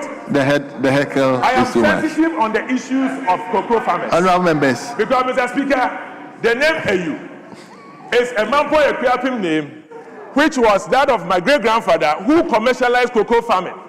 Before the onset of Cocoa Board, Opeyeyu was the one who was the chairman of the Cocoa Farmers Union of Ghana, who always sent cocoa to England to buy and came to pay. So I am a bona fide, a loyalist, and a protege or a descendant of a great cocoa farmer, Opeyeyu, of Mampo Equiapim. Mr. Speaker, I'm not happy the way they are treating cocoa farmers. And the cocoa farmers' children are either not being employed. Many of them are nurses. Mr. Speaker, as I speak, last year, the nurses who were not employed, the new ones, were 20,000. Mr. Speaker, those of 2025 will complete their licensure in June, and there will be another 20,000. Mr. Speaker, normally, all these new ones are about 20,000. So the more the NDC refused to bring a supplementary budget that would inherit and clear all these people, this backlog, there will be every year 20,000 more of nursing people being produced. Mr. Speaker, where are we going as a country? Where are we going as a country? We are putting pains in the heart of the Ghanaian nurses. Mr. Speaker, I have not even spoken about pharmacists. There are over 20,000 pharmacists, and they churn almost about 8,000 each year. There was no clearance for them. But before last year, each year, they were all being employed. But it was a backlog. Mr. Speaker, it was a backlog. Mr. Speaker, as of last year, as of 2024, the NPP government employed those of 2020. Mr. Speaker, 2020. So as of 2025, they should have employed the 2021. And that will not be only nurses, pharmacists, medical laboratory, physiotherapists, and all of them. Mr. Speaker, there's no future, there's no hope for this youth. Each and every one of you listening to me, your family, your brothers, your sisters, your cousins, all of them, since last year, there is no recruitment. The politics here is using the MPP's clearance of 2024. Although they were putting them on that payroll because the money was sitting there, they give the impression that they were being recruited. There was no recruitment in 2025, and there is no recruitment in 2026. Mr. Speaker, the supplementary budget of this government should include that of nurses and allied health workers. For once, listen and hear them out. Mr. Speaker, today, Joseph Opata, who is the president of the nurses who failed, there are about 6,000 of them who failed in 2020, and they were to be employed. Mr. Speaker, today, he is selling aboboya and repairing it. My fear is this: Many of these skilled workers, when they stay home for long, they lose their skills. They lose their skills. And that is the problem. So are you going to be quiet so we train 20,000 of nurses every year and they sit home engaging themselves as of? So here, Mr. Speaker, if you look at the statement, it says, we inherited, it's not true, we inherited 103,000. Mr. Speaker, they did inherited only about 60,000. So therefore, Mr. Speaker, source is clear. Mr. Speaker, 60,000. They inherited 60,000, and this were this. 20,000 of 2021, 20,000 of 2022, 20,000 of 2023. Today, they have added 20,000 of 2024, 20,000 of 2025. And you sit there. In June, you are going to add another 20,000, which means that in 2 years,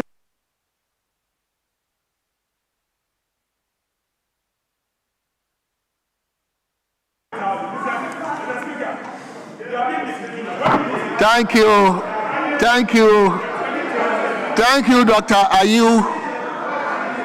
Thank you, Dr. Ayu. You've been bailed out.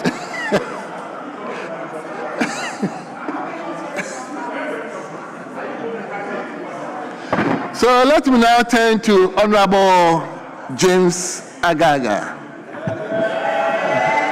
Thank you, Mr. Speaker. You are the chairman of a committee, and therefore you have 10 minutes. Thank you, Mr. Speaker. Mr. Speaker, Dr. Ishmael Norman, a renowned security analyst and a disaster management expert, when called upon to assess the performance of President Mahama vis-à-vis the performance of President Akufo-Addo in his last 2 years in government, scored as follows. President Mahama, 7.5 over 10. President Akufo-Addo, 1.2 over 10. Mr. Speaker, Dr. Ishmael Norman, in arriving at his conclusion, see, immediately you came out with that figures, Reverend just popping. So, Mr. Speaker, 7.5 over 10 versus 1.2 over 10.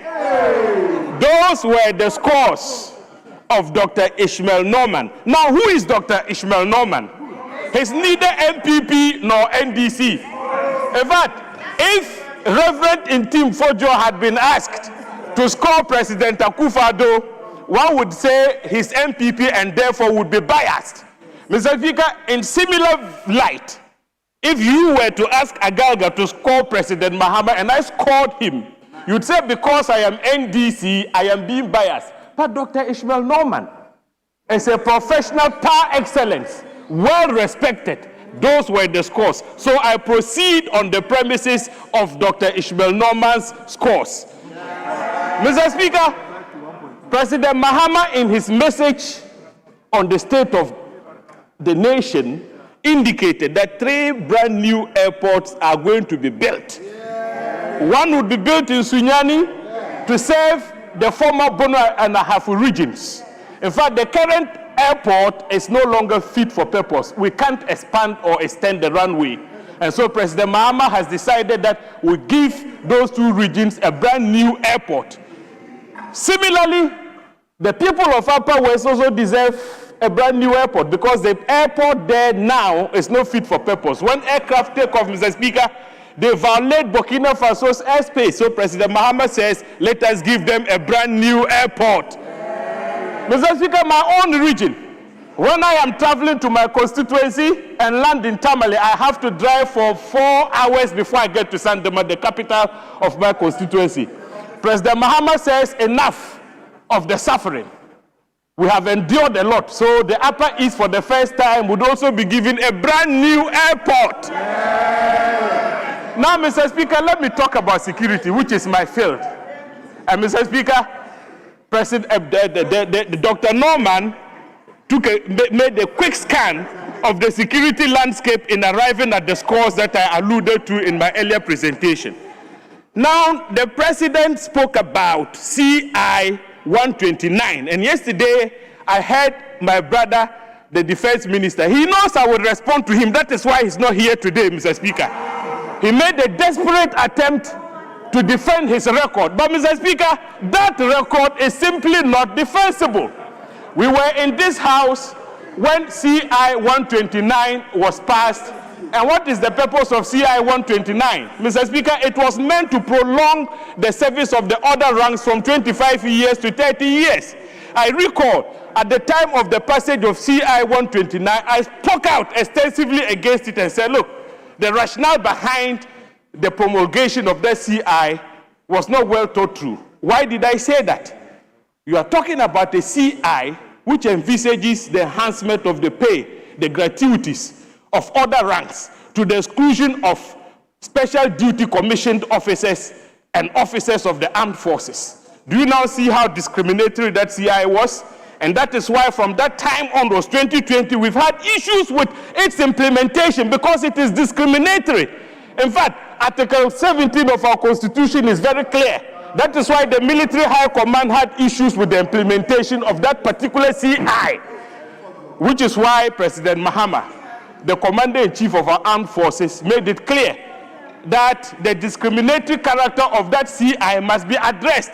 The issues outstanding have now been resolved, and so all the personnel of the armed forces, special duty commissioned officers, and other ranks would all be compensated in an equitable manner. And so if Dominic Nitue were here, I would have pointed it out to him that when I warned him that they were rushing in passing the CI because of the 2020 elections, I would have told him that the chicken has now come home to roost. But Mr. Speaker, he's fled, so I would reserve further comments on that particular subject. But Mr. Speaker, let me address issues raised by my brother and ranking member, Reverend Intim Fojo. Reverend Intim Fojo says there is insecurity in our country because 8 of our compatriots were killed in Burkina Faso.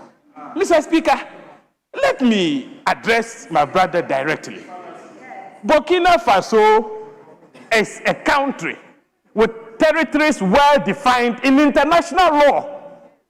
Ghana's security apparatus cannot cross over boundaries, borders, and provide for the security of our nationals in that country. Mr. Speaker, we are not the United States of America. We are not. And so when Ghanaians, and let me extend my condolence to our compatriots, the 8 of them who lost their lives. But when Ghanaians cross borders into foreign jurisdictions, their safety and security becomes the sole responsibility of the security apparatus of that country. And so, Mr. Speaker, the point I'm making is that our security apparatus did not do anything wrong. In fact, when our compatriots died and some wounded, our security apparatus, with the cooperation of the Burkinabés, actually rescued. They did medical evacuation, and we should be commending our Air Force. The Kasa flew to Ouagadougou and brought back the wounded, some of whom are now receiving treatment at the 37 military hospital. So, Mr. Speaker, with the greatest of respect to my brother, the ranking member, Intim Fojo, our security apparatus is up to the task. We have worked to ensure that no single incident of terrorism has taken place or will take place in our country. Those are the words I have for him. With respect to the terror attacks in our waters, Mr. Speaker, pirates are pirates. They would attack. But the problem is, after the attack, we are looking at the response, the reaction of our security forces. Did we react or not? We did. In fact, there was a hot pursuit for those pirates. They were chased and they fled. Our Navy acted in coordination with our Air Force. Our fighter jets were in the sky. Our ships were on our waters. The pirates had to retreat very quickly for their dear lives. Mr. Speaker, thereafter, we were able to rescue all the affected fishermen. 71, not a single soul was lost. We should be full of commendation for our security forces, the Air Force and the Navy, which is why our president has indicated in the message on the State of the Nation that we would continue to equip and to retool the security services. The other day, Reverend Ntimfojo indicated that when they brought an agreement before this House for the acquisition of 2 offshore patrol vessels, we opposed it. Mr. Speaker, the Hansard would bear me out. We never opposed the acquisition of the 2 offshore patrol vessels. In fact, the minister who led the agreement before this House was the same minister who would do it.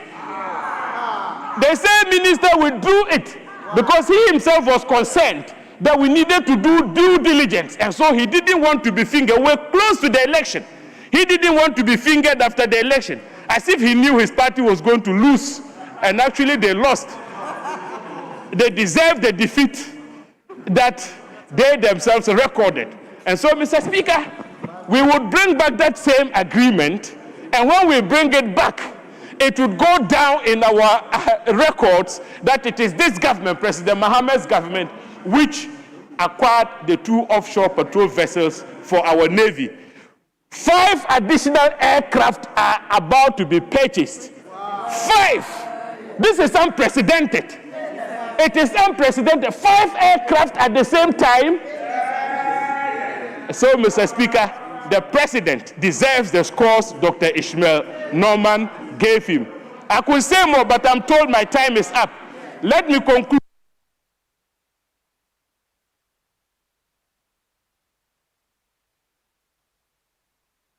Thank you. Thank you, my friend James.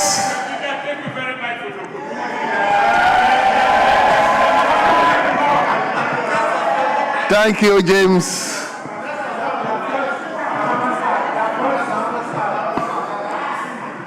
Thank you, James. Honorable members, from James Agaga, the security expert, I would now move to another security expert. Honorable Kofi Amankwamenu.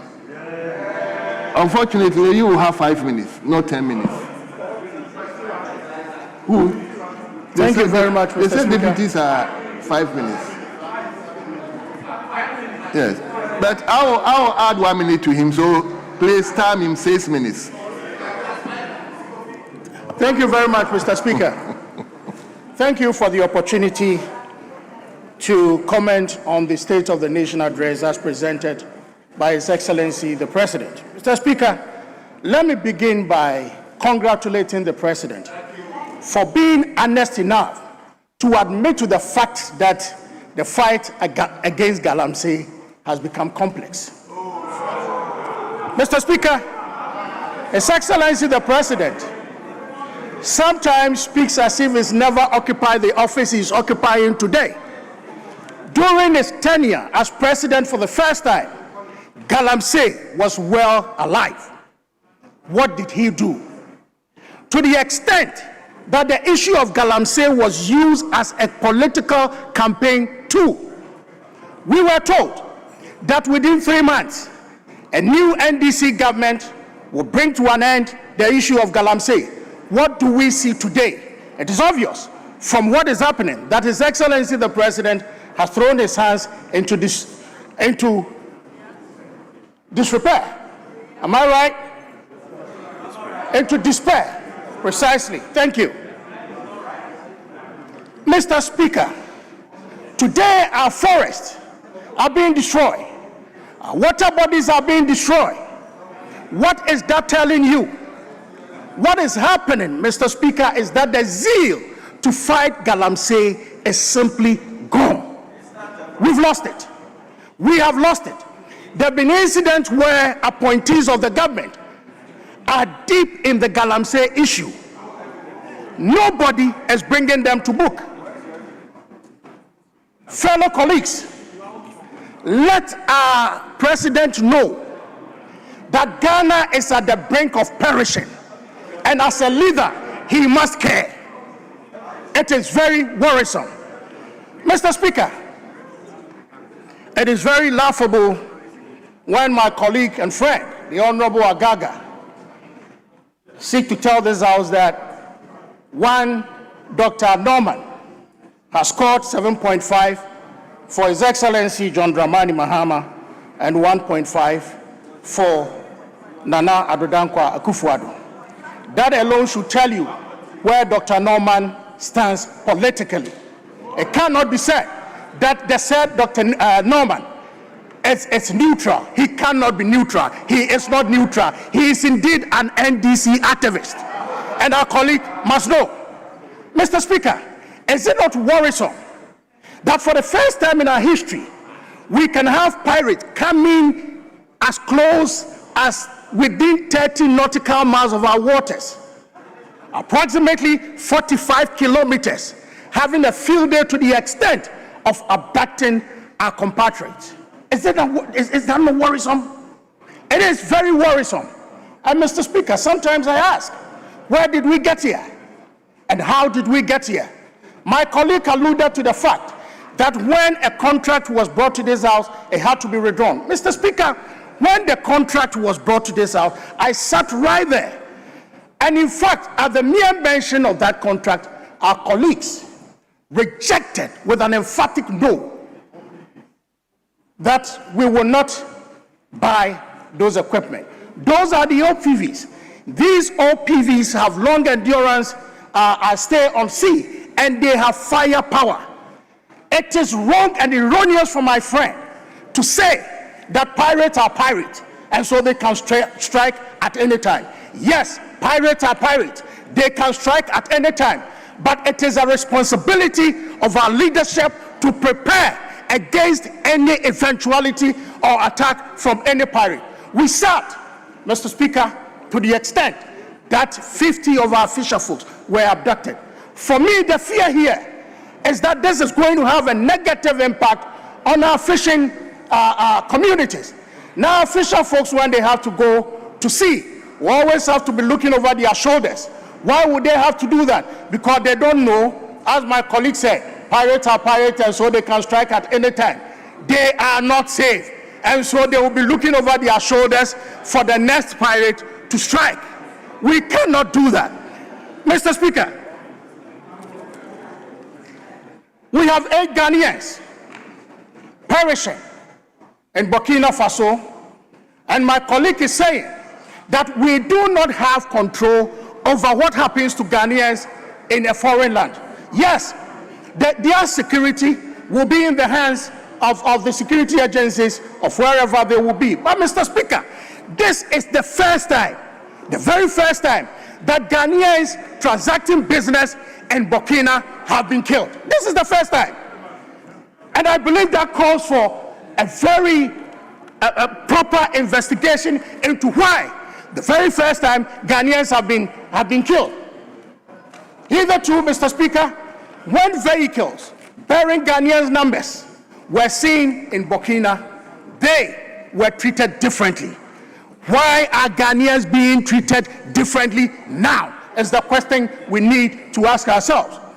Mr. Speaker, the issue of corruption is very worrisome. That today, His Excellency is telling us that is going to strengthen the fight against corruption.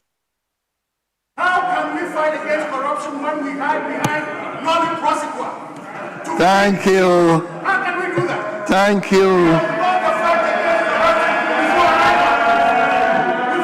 Thank you, Kofi. Thank you, Kofi. So let me now turn to Honorable Mohammed S. Abdul Khalid.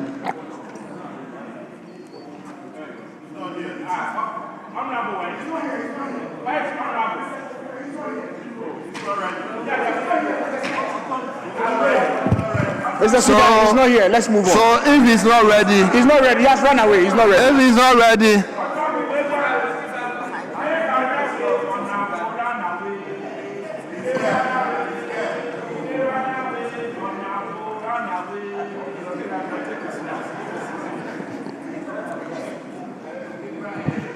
Honorable. He wants to take the slot. No. Speaker, so we'll give to Ms. Bao. Ms. Bao is next. So we'll alternate the position in the ranking. Who? Honorable Ms. Bao. Yes. Yes. Is he here? Yes, he's here. Which number? That's number 4. Ms. Bao. Oh, okay. Yes. Okay. Thank you very much. So, Honorable, you have 5 minutes. You say, what's the whip saying?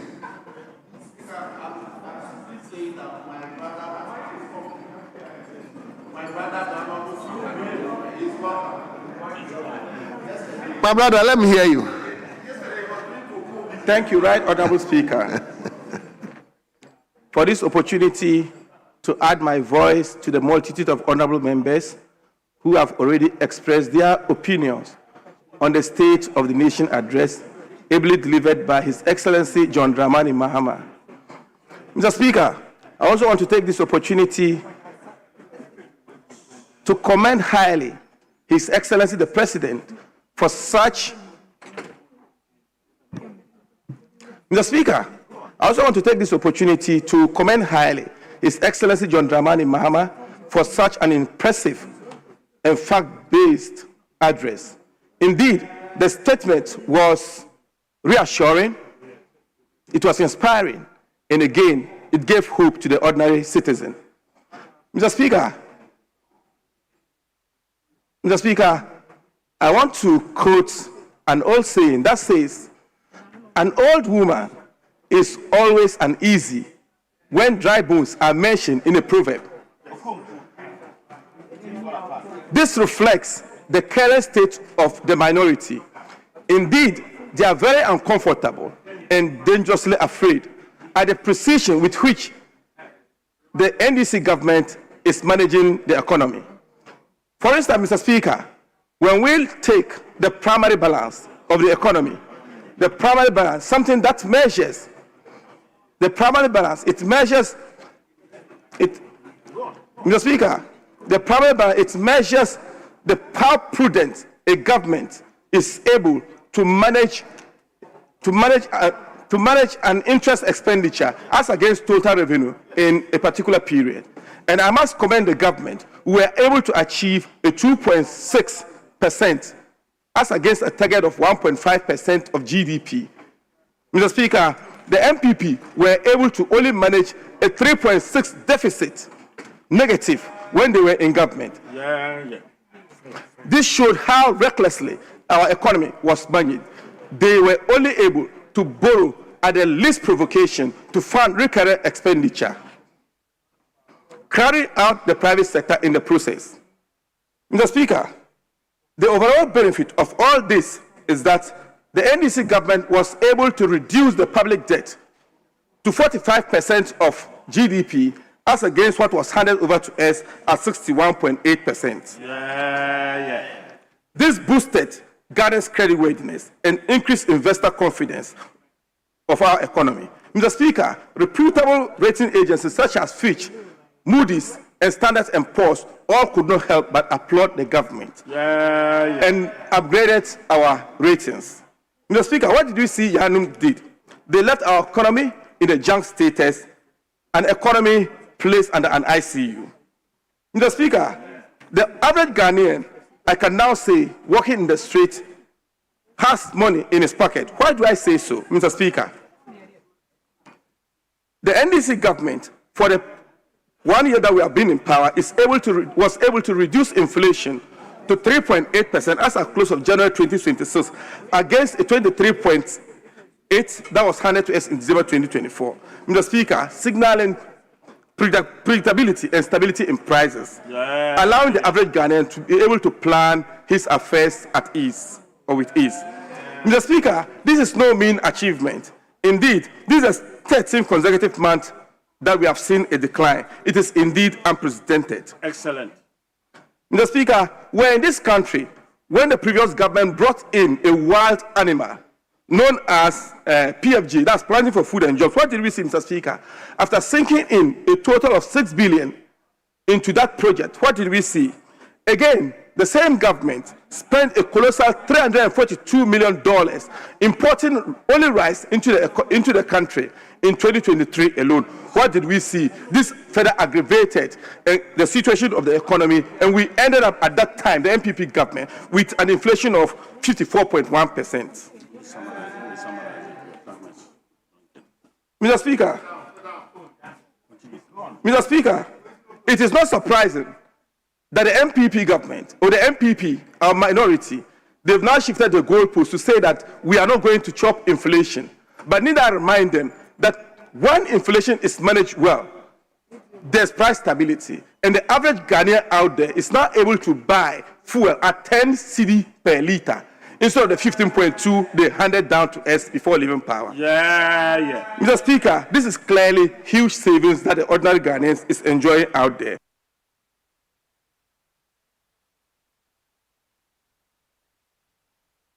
Thank you very much. Thank you. Let me now turn to Honorable John Darko. Honorable John Darko. Honorable, you have 5 minutes. Thank you very much. Honorable John Darko, you have 5 minutes. Thank you very much, Speaker, for the opportunity given to me to comment on the President's statement to the House. Mr. Speaker, the President last Friday was supposed to deliver the state of the nation. Mr. Speaker, I sat here for close to about 2 hours. I listened to His Excellency the President, but Mr. Speaker, I didn't get a sense that the President was talking about the state of our nation. I did not get the impression that what the President was talking about was the state of our nation. And so in this short period, Mr. Speaker, I'll remind Mr. President what the state of our nation is. Mr. Speaker, one of the issues that is bothering our nation is the issue of Galamsey. Galamsey is illegal mining activity which is ravaging our forests and water bodies. Mr. Speaker, the President had a very good opportunity to tell the people of Ghana the state of the fight against Galamsey and how his administration was going to stop it. But having listened to the President, I realized that the President failed in this regard. One of the issues that is coming up in the Galamsey problem is the issue of cyanidation of Galamsey. That is an issue that the President was supposed to tackle. Now the illegal mining operators use cyanide in order to be able to get more gold from the oil. This cyanidation of Galamsey, Mr. Speaker, is the single most dangerous thing happening to our environment. But Mr. President didn't address us on that. Mr. Speaker, on page 13 of the President's State of the Nation address, this is what he told the people of Ghana. He said, and I quote, Mr. Speaker, "By formalizing gold exports, we have increased recorded exports in the artisanal and small-scale mining sector from 63.6 to 103 tons and channeled foreign exchange into our economy." Mr. Speaker, this is a president who is prioritizing illegal mining over the health and the future of the citizens of this country. This is an administration that believes that getting gold from illegal mining, exporting gold from illegal mining is better than protecting our forests, is better than protecting our forest reserve. Mr. Speaker, no wonder the assemblies where the president has put his representatives are collecting taxes from Galamsey operators. Mr. Speaker, this assertion is corroborated by Joy FM's report. There's a Joy FM report which shows that the DCEs, the MCEs that the president has appointed are collecting taxes, and it's called taxes from illegal mining operators. This is the state of our nation, Mr. Speaker. This is the president who is encouraging illegality. This is the state of our nation. Mr. Speaker, the president had the opportunity to tell us how he's going to fight this galamsey by ensuring that our borders are not as porous as they are. Mr. Speaker, in this country, those who are engaging in illegal mining are not only Ghanaians. Honorable, hold on. Yes, Honorable Majority Chief Whip. I thought we will not be interjecting. Protozwa. Speaker, my brother, my roommate, my friend John Daku, he knows that. Is your roommate? Yes. We were roommates in law school. So we are brothers, we are not friends. And he knows that the content of a member's contribution shouldn't attract controversy. It shouldn't. To say, and shouldn't generate debate, to say that the president is encouraging galamsey is untenable. You can make your point, but don't be that exactitude. Don't be that exactitude, because if I put you to street proof, you will not be able to. And he knows. He's my brother. So, John, you know how we do it. Safe land. In any case, your time is up. Conclude. He's just calling you not to be exactitude. Mr. Speaker, thank you. So, Mr. Speaker, the president is supposed to ensure that our borders are protected. Our borders, Mr. Speaker, has become so porous that the illegal mining operators in our country mostly are not Ghanaians. They are either from Burkina Faso or Ivory Coast or Togo. This is the state of our nation, where foreigners are ravaging our forests, where foreigners are destroying our water bodies. This is the state of the nation the president was supposed to tell us. Mr. Speaker, the hard-working Ghanaians, when at the end of the month he's going to the bank, he's expecting some good sums of money. Mr. Speaker,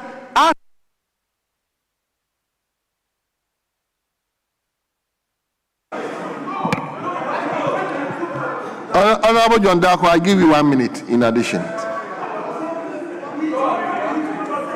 Honorable John Darko, I give you 1 minute. Just follow. Nowadays, it's automatic.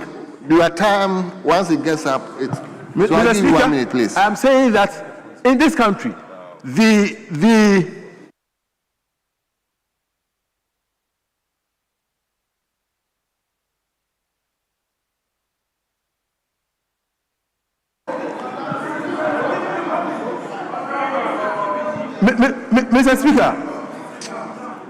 Mr. Speaker, the state of our nation is that the minimum wage, okay, is 21.77 cedis a day. Is the lowest in the sub-region. That is the state of our nation.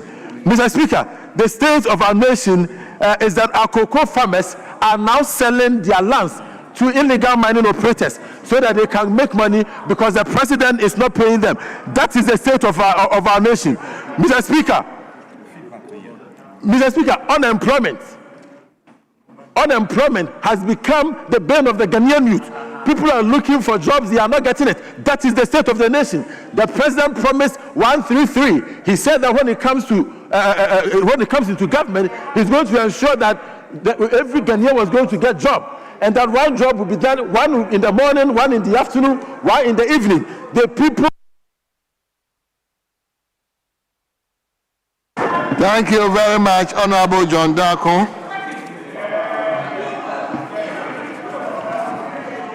Honorable members, before I call the next debater, indulge me to introduce our guests at the public gallery.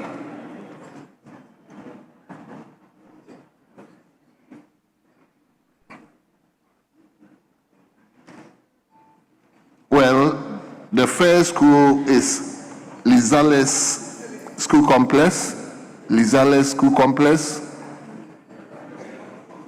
Where are they?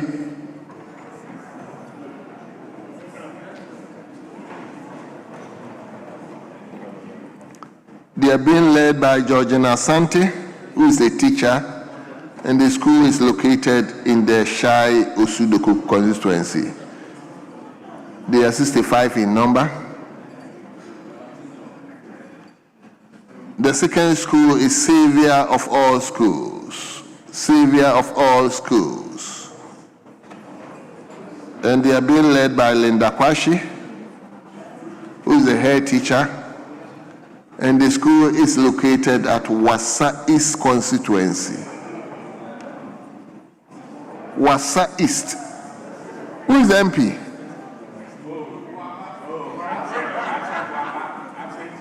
Wasa East constituency. They are 26 in number. And the last but not the least is National Hairdressers Association. National Hairdressers Association. They are being led by Dinah Ubiba and Stephanie Amoa. They are president, and the school or the association is located in the Kuyapem South constituency. Kuyapem South constituency. Yes. That's the honorable member. Very well. So you are all welcome. And we wish you a pleasant stay in Parliament. Thank you. So we will turn to Honorable Abdul Fattah Al-Hassan. Honorable Abdul Fattah Al-Hassan. Then we will turn to Honorable Richie Jan. Oh, okay, sorry, I didn't see you. Oh, my brother from Yendi. Come again. Yes, I did. In fact, I didn't watch there. I'm sorry. My brother from Yendi. Yes. Thank you. Yes, let my whip announce his presence.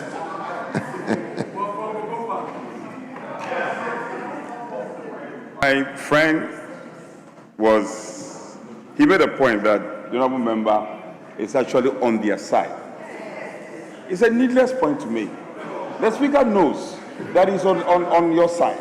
We acknowledge you've increased your numbers. But Speaker, I want him to know that it's just a question of time. Especially now that cocoa farmers are getting very disappointed in them. It's just a question of time. Speaker, it's just a question of time. It's just a question of time.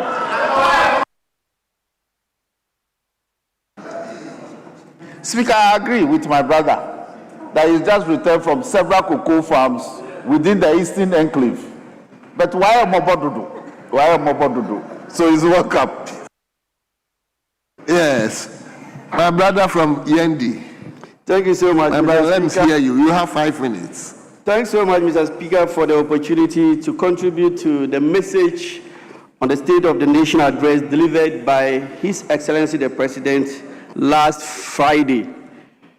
Mr. Speaker, to start with, I wish to state that if you look at what has been said of late, you hear our colleagues on the other side saying that, yes, the figures are looking good, all the indicators are looking positive, but there's no money in our pockets. Mr. Speaker, for the first time in my constituency, we have the local assembly, that is the municipal assembly, being able to award several contracts to local people in the constituency. Mr. Speaker, 2025 alone, 2 chiefs compounds were awarded, 2 6-unit classroom blocks were awarded, then kindergarten blocks were awarded, and some ongoing projects were even completed. Mr. Speaker, these projects were all awarded to the locals. And if you tell me that these locals will not have money in their pockets. They don't know what other means can be used to put money in the pockets of Ghanaians. Mr. Speaker, right from the onset of this administration, His Excellency announced that 80% of the allocation to district assemblies must really get to the district assemblies. And we can confirm that indeed the district assemblies are getting what is due them. And in fact, these allocations are being channeled to the local people because the contracts are awarded to these local people. Mr. Speaker, I wish to say that today, like the President rightly mentioned, passport production and processing has been fast-tracked. Today, within 15 days of application for passport, you will get it delivered to you. And the good thing about it is that, Mr. Speaker, wherever you are, it can be brought to you. You don't need to actually visit the office to pick your passport.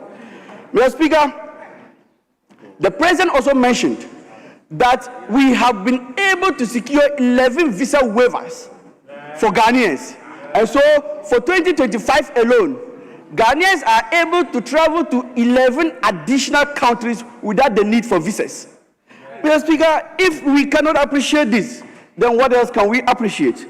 Mr. Speaker, on the side of education, the President on Friday did indicate that there has been serious imbalance in our educational sector. That because of the onset of free SHS, which is a very good policy, and which policy we are bettering as we speak, there has been total neglect of the basic education level. And the basic education level provides the entry point for, Mr. Speaker, foundational literacy, numeracy, critical thinking, and problem-solving skills for our children. And so if we neglect this side, and we concentrate so heavily on the second cycle sector, Mr. Speaker, chances are, by the time the children get to the second cycle education, they would have been so badly handled that even the free SHS cannot cure the damage. Which is why I applaud the President when he stated that he's coming to rebalance the structure, and that he's implementing what I will call Agenda 200, 200, 200. Which is to say, Mr. Speaker, that in 2026, we are constructing 200 kindergarten blocks, 200 primary school blocks, and 200 junior high school blocks. This, we believe, will balance the distortion that we have seen over the years through the implementation of the free SHS. Mr. Speaker, we have also been told, in fact, if you have met the private universities, one of the biggest problems they have had is to do with charter. The President is committed to abolishing the charter system through a new legislation that will soon be brought to Parliament. Mr. Speaker, the last thing I will say is about the decision by the government to move 30 Category C schools to Category B, and 10 Category B schools to Category A, and then upgrading of Category A schools to meet higher standards. Mr. Speaker, we believe that if all this is done, our educational sector will never be the same. Thank you so much, Mr. Speaker, for the opportunity. Thank you, Honorable Fatau. Let me now turn to Honorable Nanaji. Honorable, you have 5 minutes. Thank you very much, Mr. Speaker, for the opportunity to contribute to the motion to thank the President for his message on the state of the nation. Mr. Speaker, state of the nation is actually, most often than not, the health of the nation, where he has taken the country from and where he is taking the country to. Mr. Speaker, in the State of the Nation address, you could see that there are similarities between the 2025 State of the Nation address and the 2026 State of the Nation address. So there's a troubling reality. Mr. Speaker, the President said in 2025, he promised to reset the economy and place it on a path of growth and prosperity. The same language was echoed in the 2026 State of the Nation address. Mr. Speaker, from 2025 to 2026, we are still seeing cost of living remains high, businesses continue to struggle. Mr. Speaker, my senior colleague, Honorable Agaga, spoke about vessels fighting pirates. But in everything that we do, you need to give to Caesar what Caesar deserves, and also give credit to who the credit is supposed to go to. Mr. Speaker, these vessels on the high seas were purchased by His Excellency Nana Addo Dankwa Akufo-Addo's government. So he should have told us that the vessels were purchased by the previous government, but he shielded it and rather praised their government, who did not buy these vessels. Mr. Speaker, this government promised us a 24-hour economy. In the 2025 State of the Nation address, the President said continuous production, increased productivity, massive job creation, a system where one job will support 3 jobs. Mr. Speaker, in 2026, there's no clear national framework, no new industries has emerged, no employment statistics have been provided relating to this promise. No budget line clearly supports this 24-hour economy. Mr. Speaker, the Deputy Finance Minister was here yesterday. He spoke about brilliant macro indicators. Mr. Speaker, in all these macro indicators, with these brilliant macro indicators, the end product should be jobs.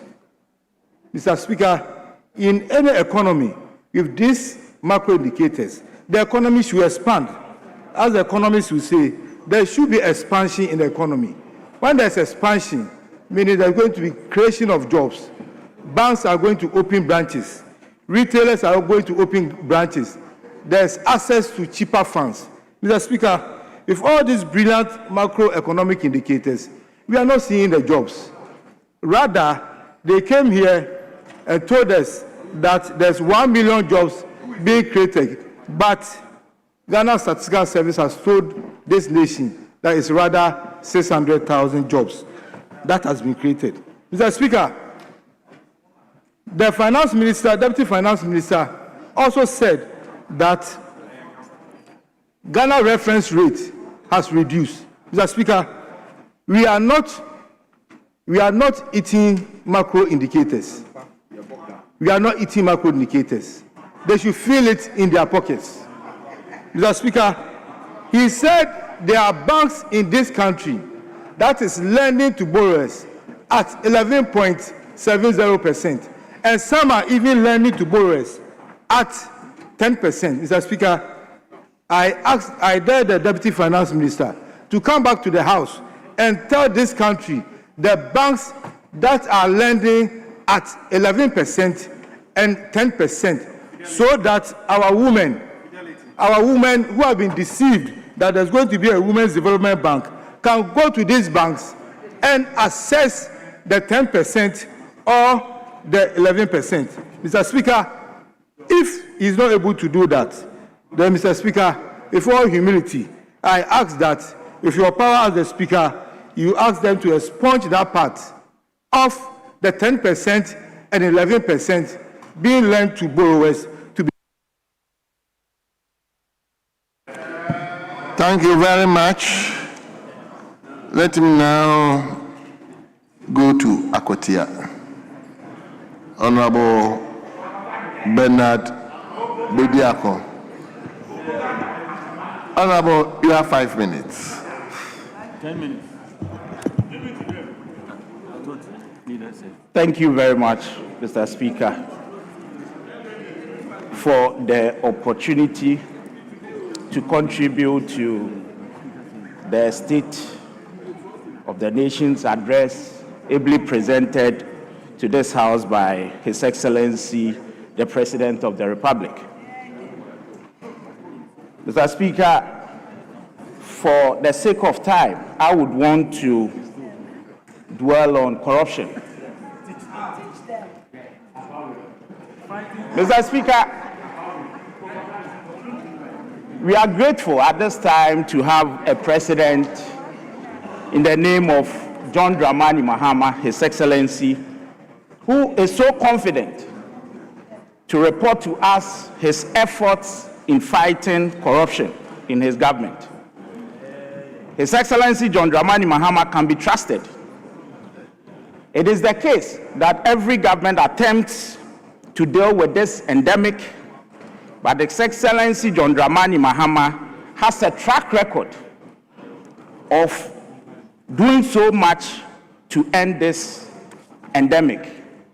Mr. Speaker, I hold in my hands all the SONAs as were presented by the former president of this republic, His Excellency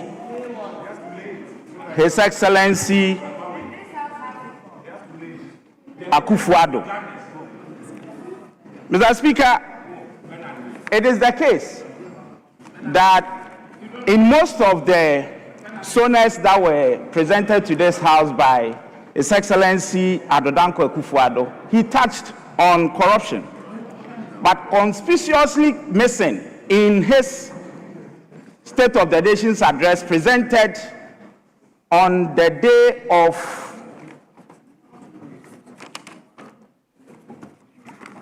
of 20th February 2020, which was an election year. The president deliberately avoided the canker corruption. Mr. Speaker, as if it was just an error on his part or a mistake. In another election year in 2024, the president did not have the courage to talk about corruption in his State of the Nation's address. Mr. Speaker, it is the case that the president at the time, His Excellency Akufo-Addo, whilst campaigning, assured the Republic, the people of Ghana, that he would adopt the ANAS style to fight corruption. The ANAS principle was he never mentioned it after getting the power that he got from the Republic, the people of Ghana. Mr. Speaker, John Dramani Mahama, His Excellency, introduced ORA. And it is never the case that ORA has failed. And I'll prove it to this House. ORA has brought about changes that would eventually see to the end of this endemic. Because of ORA, as we speak, because of ORA, we have had certain bills presented to this House to end the endemic. There is the value for money audit, the value for money office bill, which has been presented to this House, which, Mr. Speaker, is going to end waste and inflation of contracts. There is the state and disposal of public assets bill, which is also currently before this House. It is going to end this long, Mr. Speaker, it is going to end this long problem of dissipating public assets. My Lord, what is even good is the fact that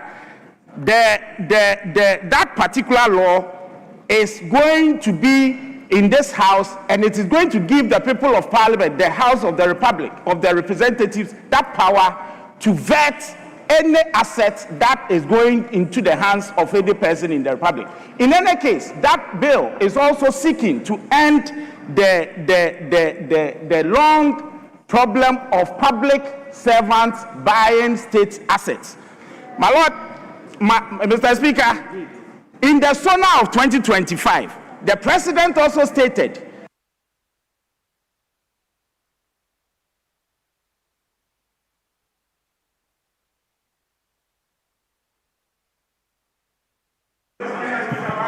I grant you 1 minute. I grant you 1 minute. Mr. Speaker, there are cases that are currently in court as a result of ORA. The SkyTrain case is in court. $1 just because somebody was interested in putting out that money. The National Service rot is also in court. We all know what is happening. Mr. Speaker, it is not the case, in conclusion, it is not the case, as the President has said. Every time a case is in court, the people have to be given a hearing. It is not the case that anybody is being persecuted. In the last administration, Mr. Speaker, in the last administration, the Honorable Atto-Forsen's case, the judgment was delivered on the 6th day of June 2024, 8 years after the Akufo-Addo administration assumed office. Even in the Chachu-Chikata case, the judgment was given on the 18th day of June 2008, 8 years after the government was in power. The Bafuboni case was the case, the judgment was delivered on the 12th day of May 2020, 3.5 years after Akufo-Addo was in power. The Sedinam Tamaklo case, the judgment was delivered on the 16th day of April 2024, 8 years after the government was in power. The wheels of respectfully that for those who are calling for the blood to those who are calling. Thank you. Thank you. Thank you.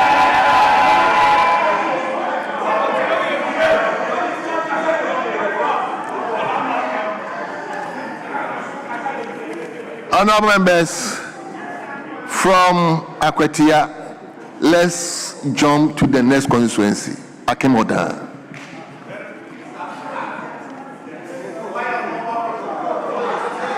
Akwasi, I give you 6 minutes. Mr. Speaker, thank you very much.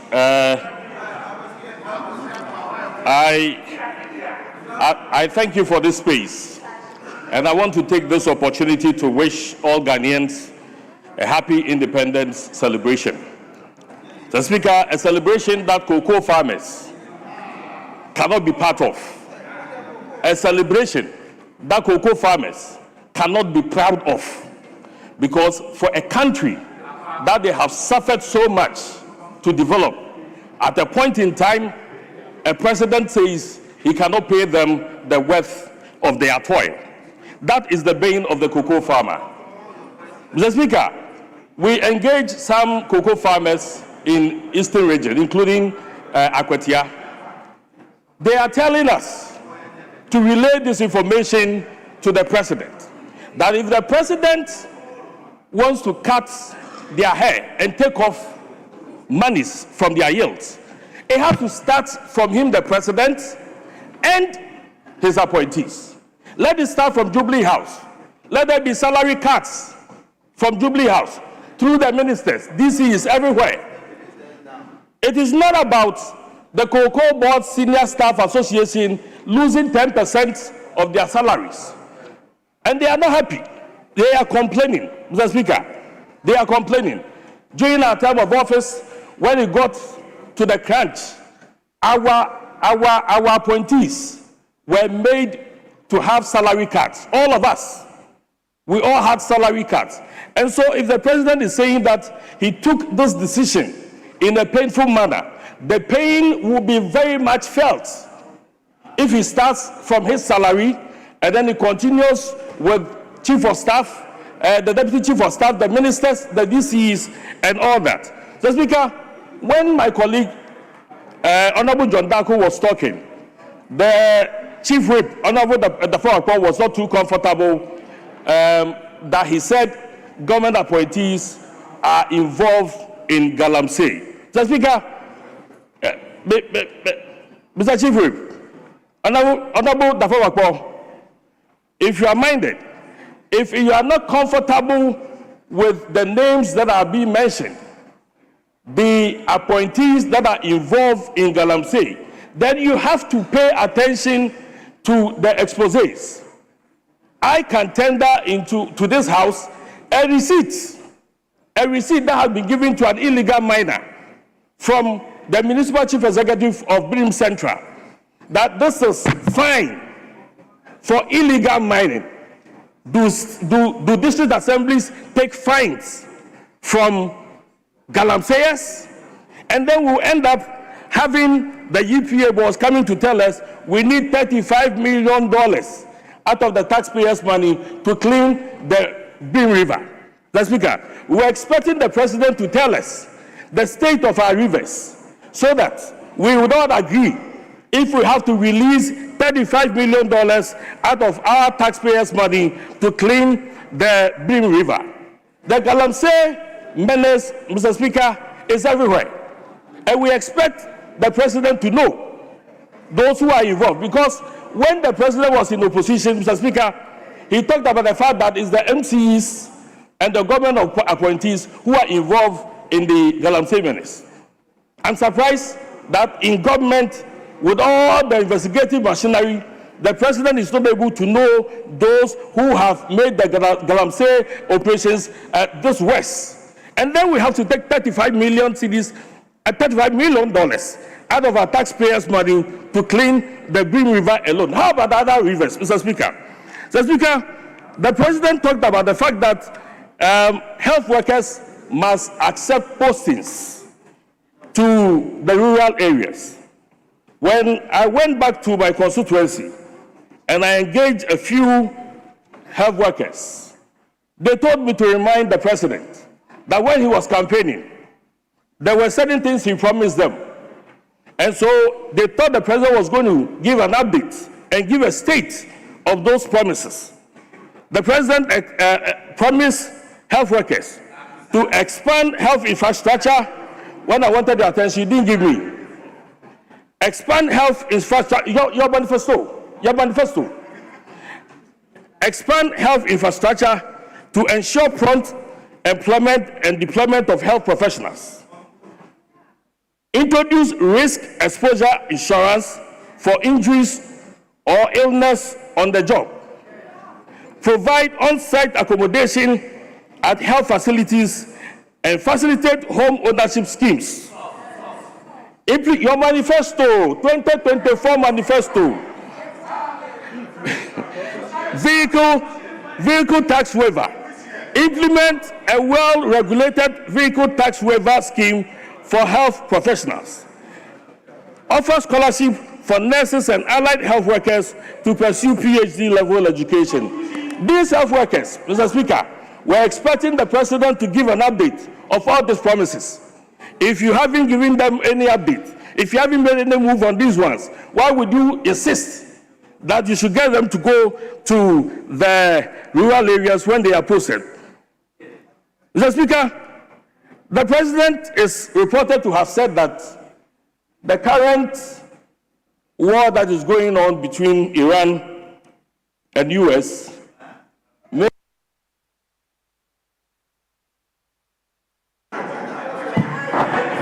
My brother, thank you. Mr. Speaker. Thank you very much. I gave you one more. I gave you 1 minute. I granted you 1 minute. Thank you very much, Mr. Speaker. I was going to say that the president shouldn't be apprehensive because he reported to this house that Thor is working. If Thor is working and Thor is already refining crude, why should we be afraid that the war is going to affect our energy situation? Thank you. Thank you so much.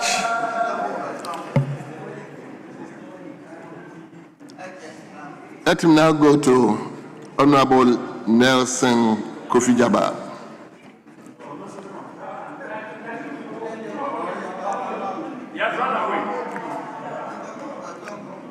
Are you Nelson? No. Is that can hear? Yes. Let's hear you, my brother. You have 5 minutes. Mr. Speaker, thank you very much for the opportunity for me to contribute to the statement, the State of the Nation address, powerfully delivered by the President of the Republic of Ghana, His Excellency John Dramani Mahama, on the 27th of February 2026. Mr. Speaker, the President was very accurate, he was eloquent, he was straight to the point. Mr. Speaker, if you want to appreciate what I'm saying, then you've got to follow the road right away from Tetakwashi roundabout, go through Eastern Corridor, and get to Dambai, my constituency, where you will see a bridge. The bridge that I can also describe as a bridge on Oti River. Mr. Speaker, before this bridge will commence, Ghanaians from other constituencies like Krachi West, Krachi Chumru, Bandai, and the eastern part of the northern region always got stranded anytime they got to Dambai and the pontoon was in disorder. The pontoon was spoiled and they couldn't cross. Mr. Speaker, this is the president who promised on his word that if he's made the president of Ghana, he was going to see to it that the problem of transportation will be resolved. Mr. Speaker, not only on Dambai River, similar work is ongoing on the River Afram to Pandotoko. Work is ongoing on other places all over Ghana. This is true to the west of Ejumara, His Excellency John Dramani Mahama. Mr. Speaker, to continue, before His Excellency John Dramani Mahama assumed the state as the president, the interest rate of Ghana was somewhere beyond 30%. Mr. Speaker, as we speak today, the interest rate today is well around 18%. This means that it can give the macro traders opportunity to have access to trading capital. They can borrow from banks. This will enable them to expand their businesses. Mr. Speaker, this was what we saw in the era of MPP, that even in their era, when some banks were struggling, they needed just recapitalization. They could not do that. They had to collapse over 200 banks in this country. Yes, over 200 microfinances. They collapsed it in this country. 450. I'm even being, Mr. Speaker, I am being magnanimous. I am being magnanimous with my words, Mr. Speaker. Now, the distressed banks, banks that are in distress and needed capitalization, Mr. Speaker, such as NIB, such as Agri-Development Bank, ADB, Mr. Speaker, the President and through the Minister of Finance is providing recapitalization for these banks. We are not collapsing the banks, but we are rather recapitalizing them to make them to be economically viable and to be solvent so that they can serve the good people of Ghana. This is the difference between the MPP government and then the NDC government. Mr. Speaker, I also move on to talk about inflation. When His Excellency John Mahama assumed presidency, inflation was well over 23.5%. As we speak today, Mr. Speaker, inflation is down to 3.8%. Sometimes first in this era. Mr. Speaker, I continue also to talk about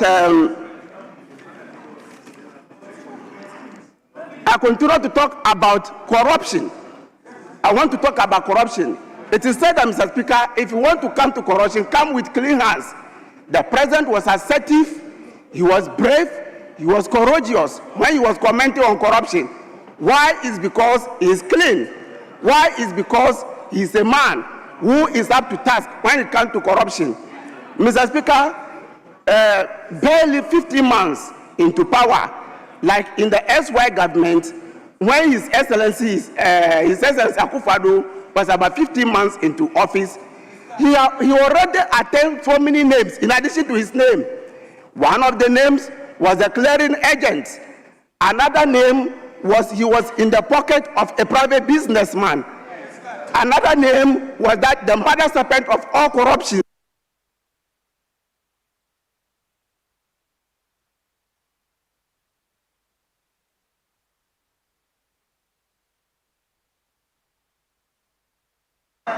Thank you. Thank you, Honorable Nelson Kofi Jabab. So it is now the turn of Honorable Kojo Oponkroma. Honorable, you are ranking of the Committee on Economy, you are therefore allocated 10 minutes.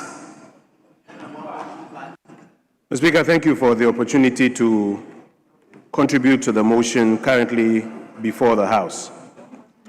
Mr. Speaker, we on this side have just returned from a tour of farming communities, agro-processing sites, and engagements with the middle class of this country. And we regret to inform our colleagues on the other side that as we listen to you paint a very glossy picture of the state of the nation, we observe that there is a wide gap between your state of the nation and the lived experience of millions of our compatriots in the country. Mr. Speaker, this is happening, this wide gap, this wide dichotomy is because our friends who are in government are sitting here in Accra and are generating their own data. They are reading that data. They are believing that data. And they are telling the people on the ground that that is the reality on the ground. And Mr. Speaker, we are disappointed but not surprised. We are disappointed because for a party that claims that they support the grassroots of this country, it's surprising that in 1 year, in fact, it's disappointing rather, that in 1 year, they have forgotten about the realities on the ground and are sitting here quoting 70%, 20%, 30%, 40%. Just 1 year. But we are not surprised, Mr. Speaker, because as we had mentioned in 2024, a lot of the things that they were complaining about, they were just trying to capitalize on the genuine pain of the Ghanaian people. It's not that they had any honest answers to some of those issues. It's because we've heard them arguing in the last few days that the state of the nation is good and the state of the nation has improved. I want to respectfully submit to my colleagues that an improved state of the nation does not lie in the government statistics that you are repeating over and over. Honorable Member, an improved state of the nation should be identifiable in the lived experiences of people on the ground. For us, on the Committee on the Economy and Development, we are looking at three things: agri-industry services. If you want to determine the true state of the nation, check the state of agriculture. As I mentioned, Mr. Speaker, we've just come back from the farms and the agro-processing sites. Talk to the rice farmers today. Rice farmers have borrowed money, cultivated rice, milled the rice, and have thousands of bags stored up in barns. Cannot find buyers because there is very little liquidity in town.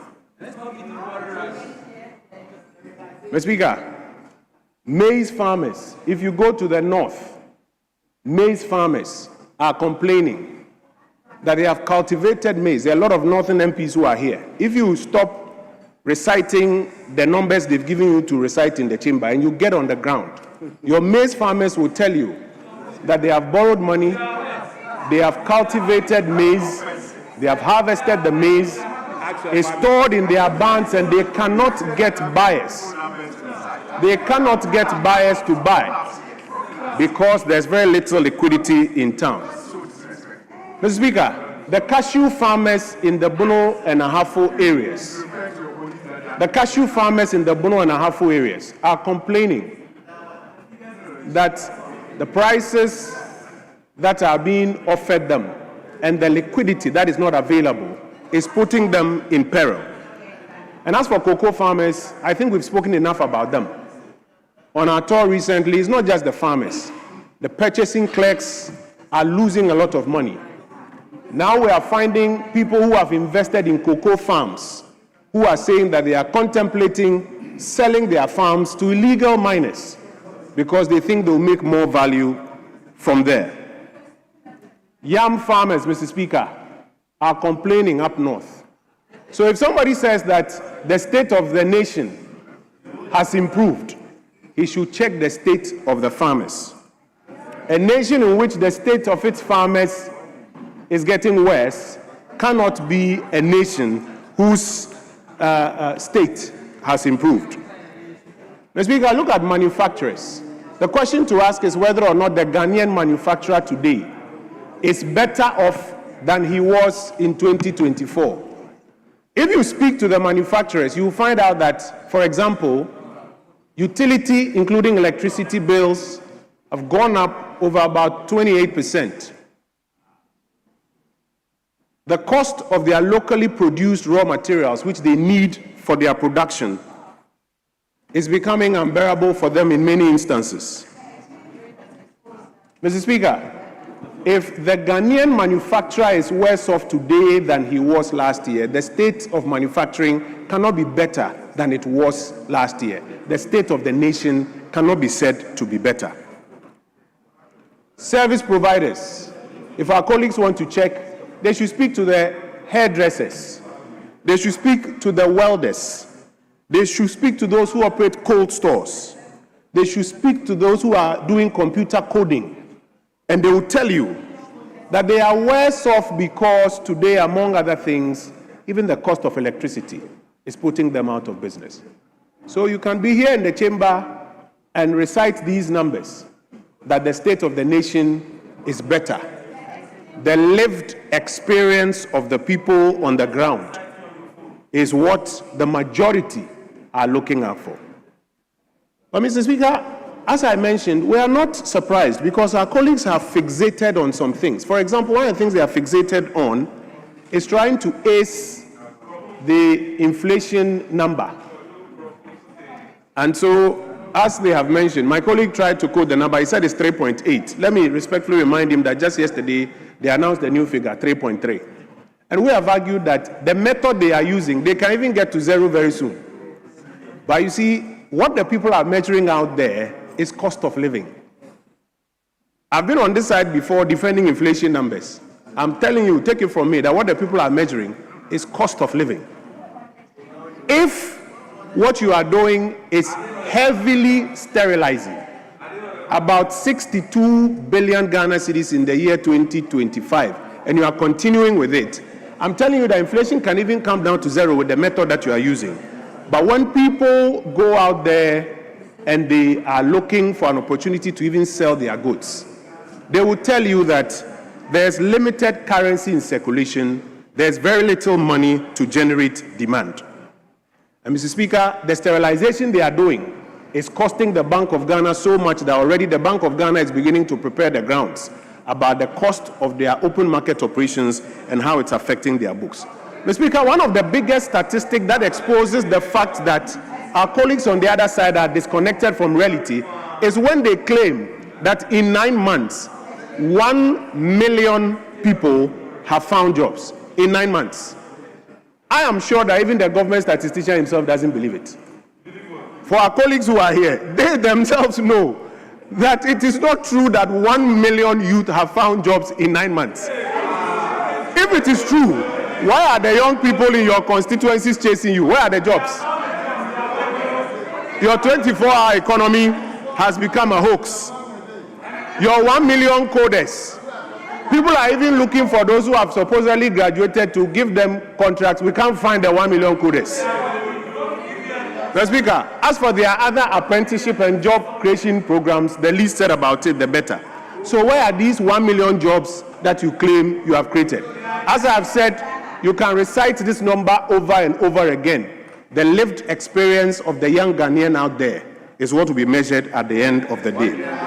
Mr. Speaker, now we are worried that where there are real numbers that should be investigated, our colleagues on the other side are running away from it. We have filed motions to investigate the $214 million loss on gold transactions.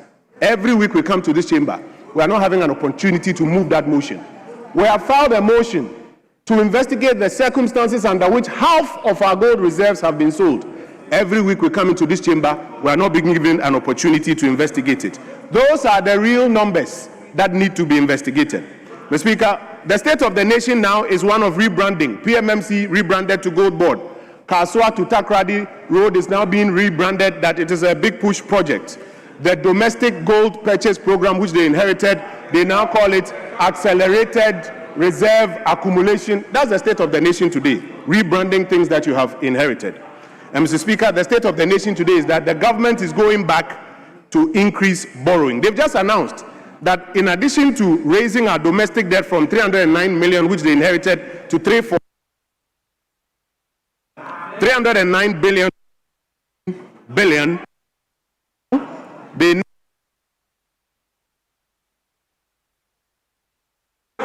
Kojo, thank you so much.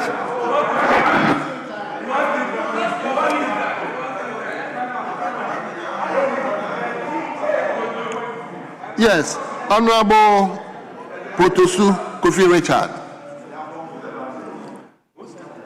Mr. Speaker. Honorable Member for Ho Central, Yes, Mr. Speaker. Okay, let me hear you. You have 5 minutes. Mr. Speaker. Hold on. Yes. Speaker, let me pray you that we take one more in addition to the listed or the advertised names. I'm trying to reach agreement with my brother on the other side. In view of that, I pray that we add one more to the advertised numbers. Yes. Thank you very much. And if it's agreed, then from our side will be Ajia Ladi. Then she'll finish it for the day on our side. Thank you. Speaker, that is workable to us. So on our side, the Honourable Member for Nkoko, Joseph Frimpong, will speak on our side as the last person. That's it. Very well. So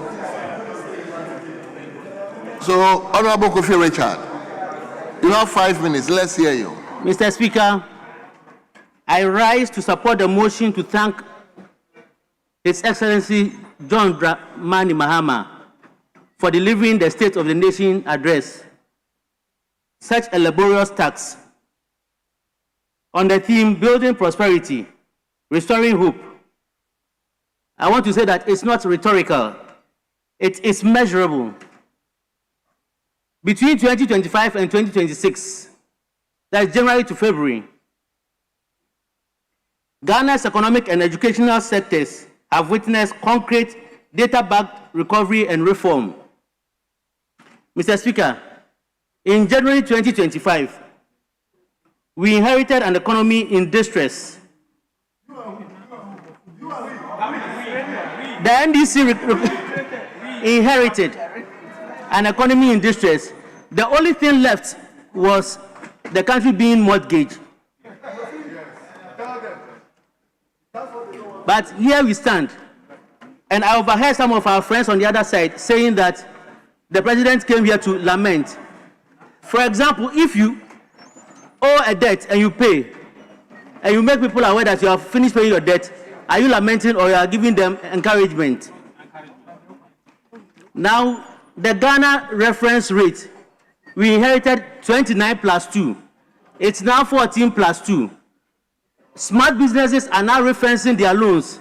They are going for lower rate interest loans to pay off the high rate interest loan they took in 2024 in order to remain afloat.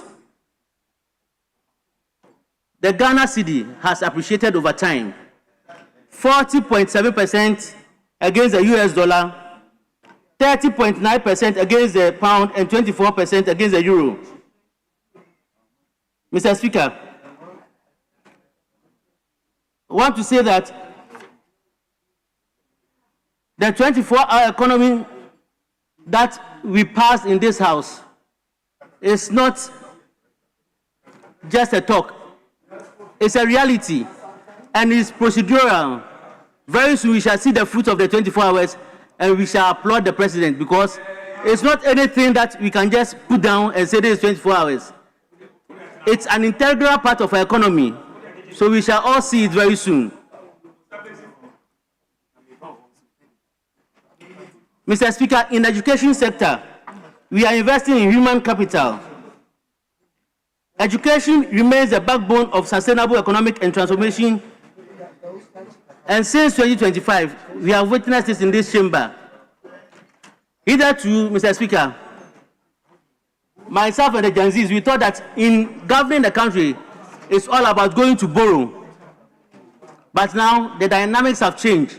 We have a creative president who has made us aware that it's not the borrowing that matters, but it's how well and how prudent you manage the economy, and that's what we are witnessing now.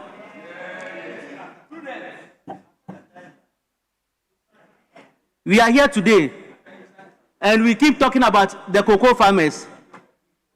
Mr. Speaker, I want to say that if a cocoa farmer needed $20,000 to import a car in 2024, he was going to spend almost 340,000 Ghana cedis. But today, here we stand. That same farmer in need of $20,000 needs about 20 to 22,000 Ghana cedis to import the same car.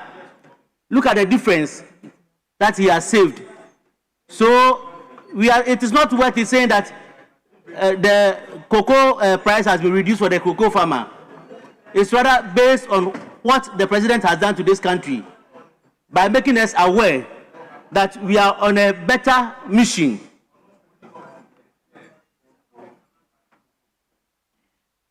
Mr. Speaker, the president made us aware that he has moved from the Old Testament, that is Lamentation, to the New Testament, that is Acts of the Apostles. He is acting now. So he says we are on the runway, ready to take off. So let's all put on our belts so that we don't fall from our seats. Thank you, Mr. Speaker, for this opportunity. Thank you very much, Honorable Kofi Richards. So now let me turn to Honorable Frechi. Honorable, you have 5 minutes. Oh, no, I'm a chair. 10 minutes. Honorable member, you have 5 minutes. Mr. Speaker, respectfully, I'm a chairperson of a committee. Chairperson of? 10 minutes. No, hold on. You are chairperson of which committee? Chieftaincy, Culture and Religious Affairs.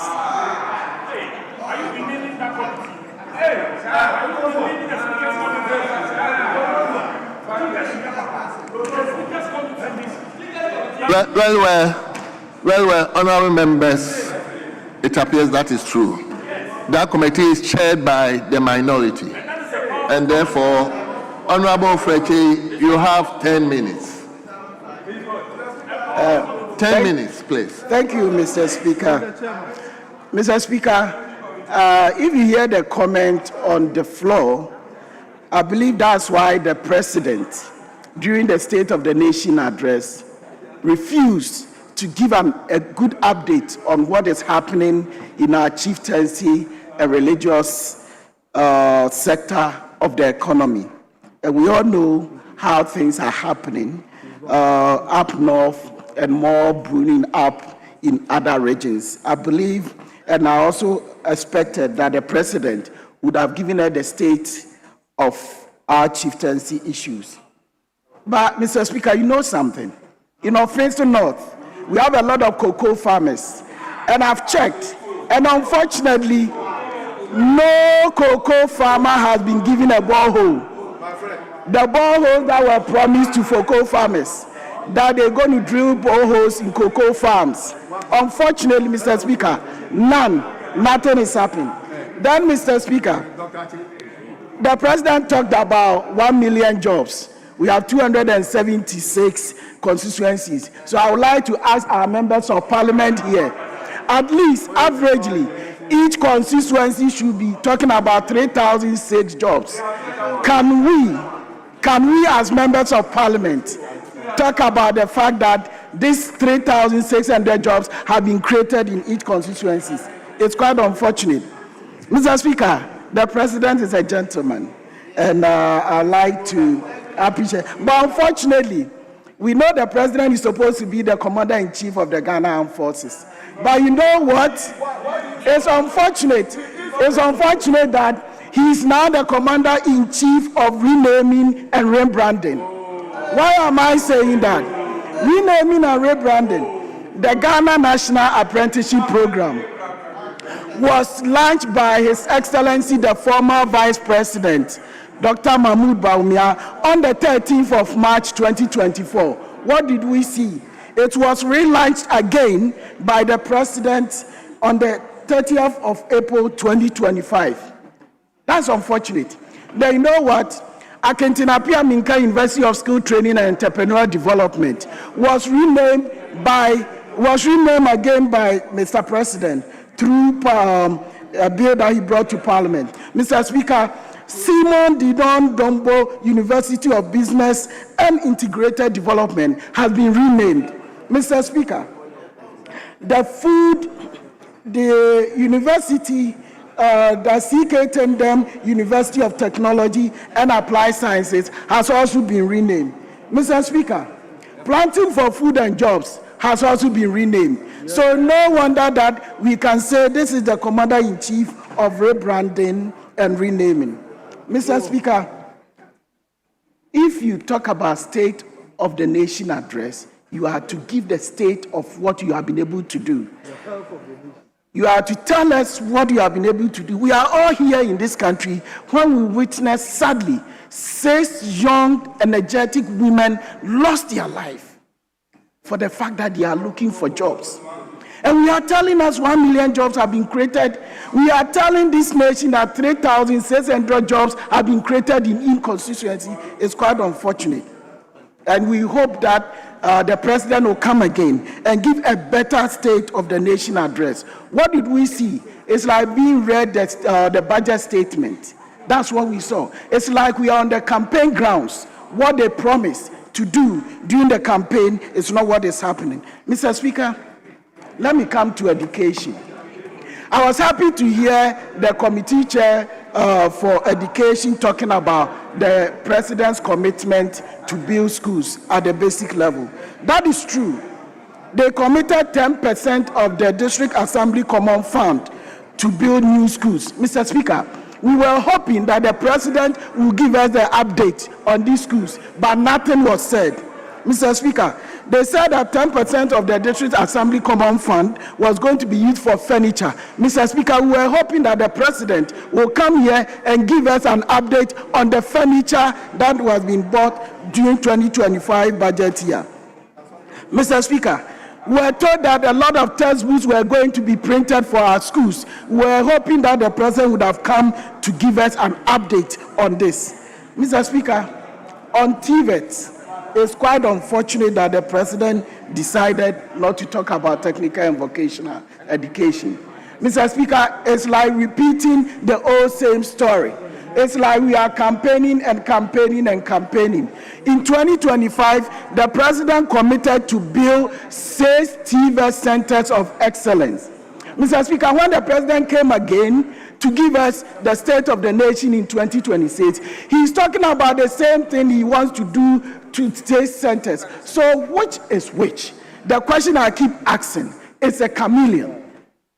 And I keep saying, the promises are so beautiful, so sweet, but the real state of the nation is what is happening in our constituencies. The people are not feeling it. The farmers don't have any funds to procure anything. Because of sterilization, there's no money for farmers to buy. During 2024 and the previous years, even though things were high, quote unquote, people had money to buy.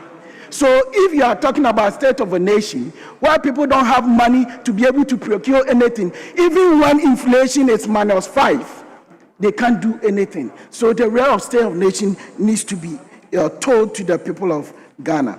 Mr. Speaker, over 5,000 basic schools are still under trees and makeshift structures.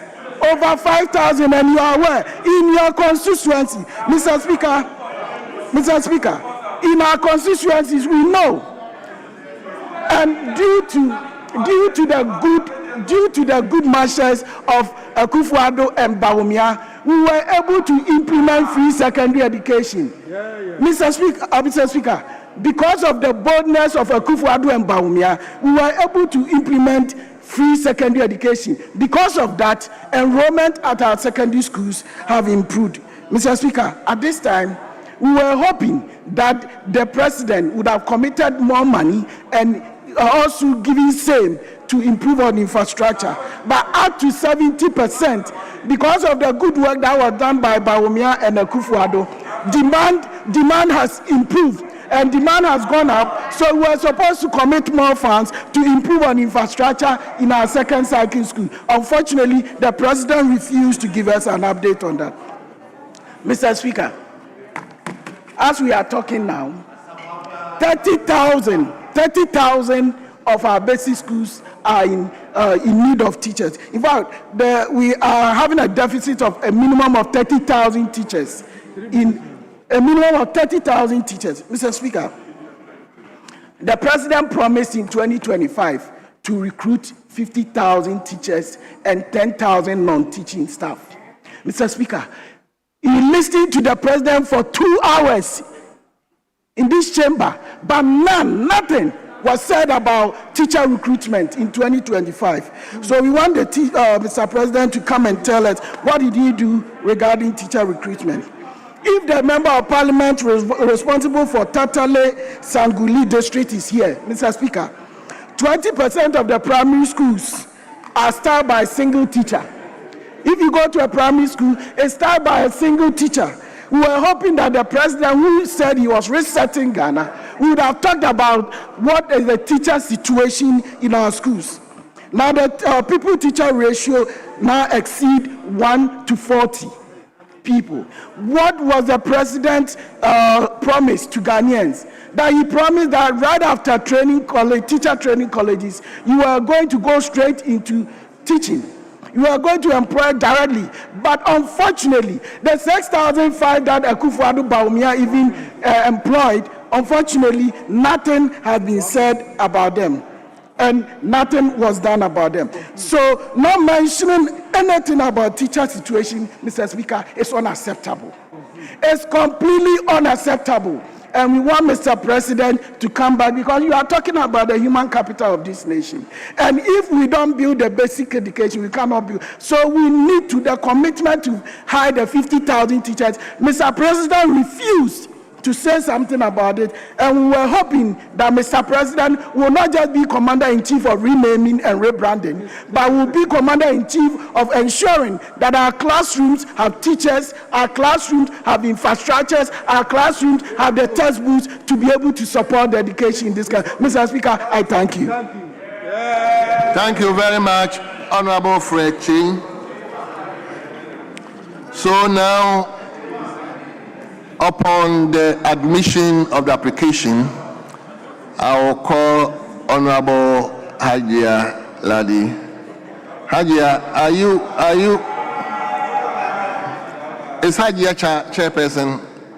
I'm ranking, Hajia, you have. ranking, and that is my chairman who just. Oh, okay. Then you have 10 minutes. Thank you, Mr. Speaker. Mr. Speaker, I rise to comment on the statement on the state of the nation that was presented to this House by His Excellency John Dramani Mahama. Mr. Speaker, the state of the nation is supposed to spell out the reality on the ground about what is happening in the nation. And that was exactly what His Excellency John Dramani Mahama did.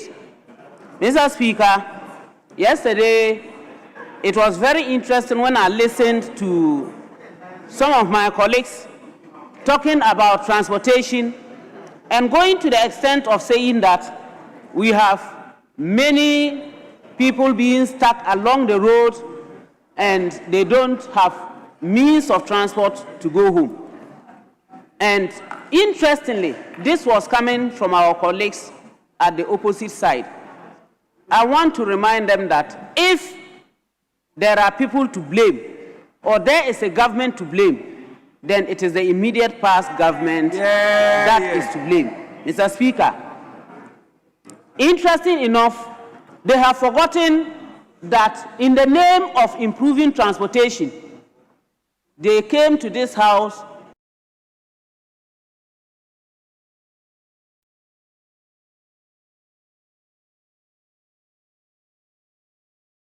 so $2 million cedis, $2 million was paid out, $2 million was paid out to somebody whom nobody knows. And nothing, not even a train, the tire of a train has been produced. Not to talk of a train in the sky. Not even the trains on the ground were supported. Not to talk about, we didn't even see a drawing by any PY child to show this. Mr. Speaker, we still have the case of the auctioning of buses. That is Metro, Mass, especially buses. The case is still pending. If they had maintained those buses and worked on them, I believe that those buses would have done a very good job and would have supported our people. And yet, they auctioned it and we cannot even tell. I wouldn't want to talk so much because it is under investigation, but they shouldn't forget that they have a problem. Mr. Speaker, in this same house, we heard about the procurement of e-buses. That is the electronic buses. And we were told categorically in this house that there were 10 that had already been procured and was in this country. Unfortunately, immediately they left power when we went in to look at the buses. And I'm a member of the Transport Committee. There were only 3. Only 3, Mr. Speaker. These are the same people who will sit today and talk to us about transportation, when these are some of the things that they have done when it comes to transport. Mr. Speaker, the issue of roads in this country is one of the things that the MPP government used as if it was a national anthem. Year of roads, 1. Year of roads, 2.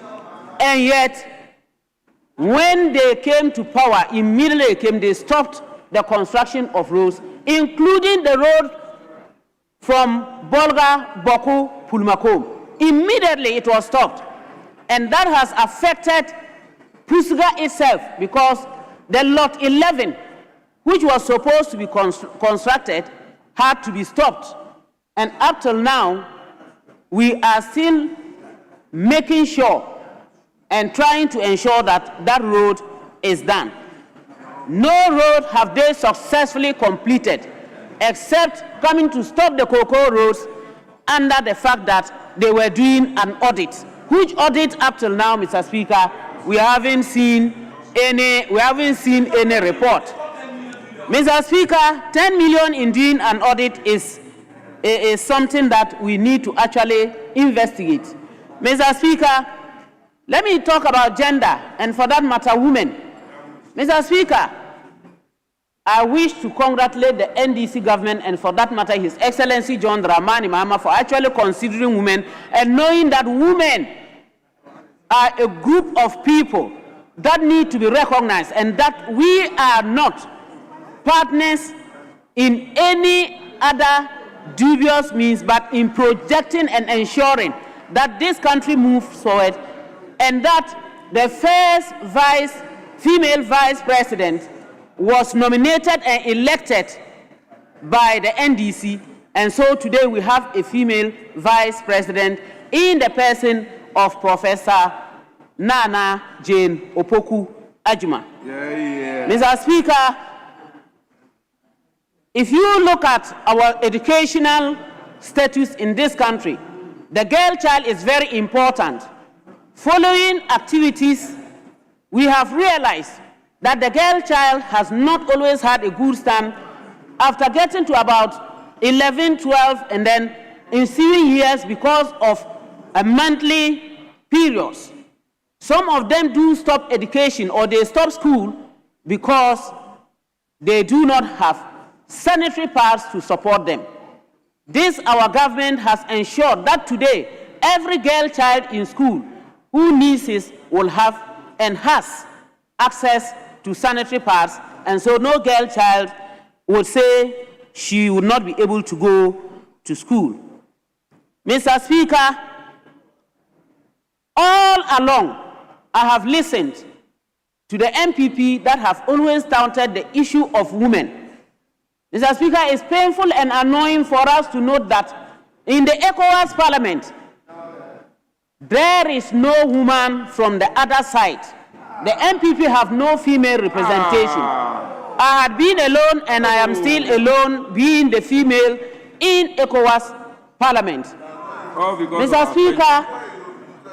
Speaker, in the last Parliament, they had 20 women and we had 20 women. Ask me today how many do they have? 10. While we have made progress and we've gotten 31. What happened? You couldn't even support them. You couldn't support them to ensure that they increase the numbers, and not even supporting them, you decided to make sure that you reduce their numbers, and yet you will sit and say you are supporting women to be part of decision making. Mr. Speaker,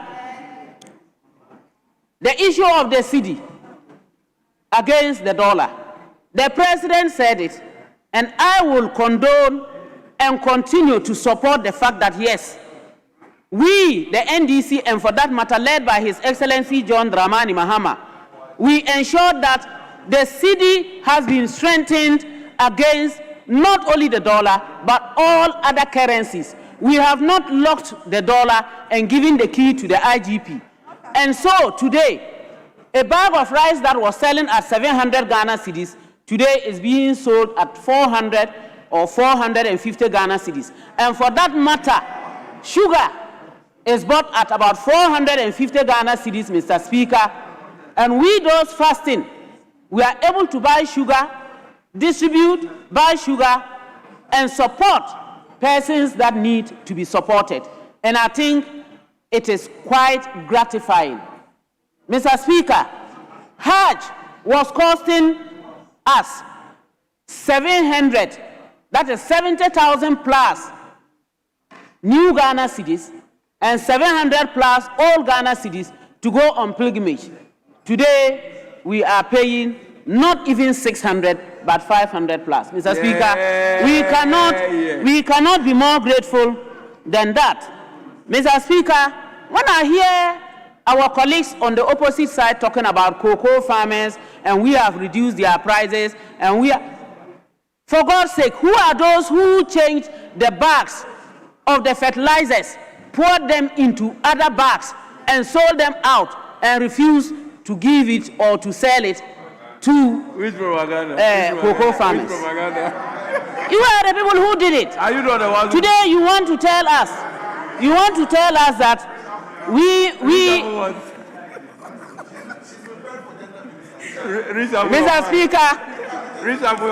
Mr. Speaker, when we talk about agriculture, recently we saw the issue of the Kwalugu Dam, where 11.9 million was spent. The Kwalugu Dam was supposed to help produce tomato for the... Thank you very much, Honorable Ladi. Honorable members, you take the very last debater, and that is our brother from Nkoko, Honorable Frimpong. Mr. Speaker, I want to talk about the cocoa farmers and the problems they are facing. The issue is the cocoa is not even bought. They are not paid. The issue is they don't have money to pay them. So cocoa farmers are dropping out of school because of non-payment. Now they carry the cocoa to the clerk and tell him to give you whatever you can. That is the state of the cocoa farmer today. So please, you shouldn't sit here and joke with it. You go to the villages and people are suffering. No money. If you have ever been at the cocoa village before, sometimes the money to buy even medicine for your sick child is not there. So please, you are privileged to be here. Don't joke with the sufferings of the cocoa farmers. And then, Mr. Speaker, President said he distributed 720 beds to 13,000 farmers. And when you divide, you get 0.5. I don't know how the president can give half live bed for farmers to rear. So that statement is false. And he was bold to tell us here. So, Speaker,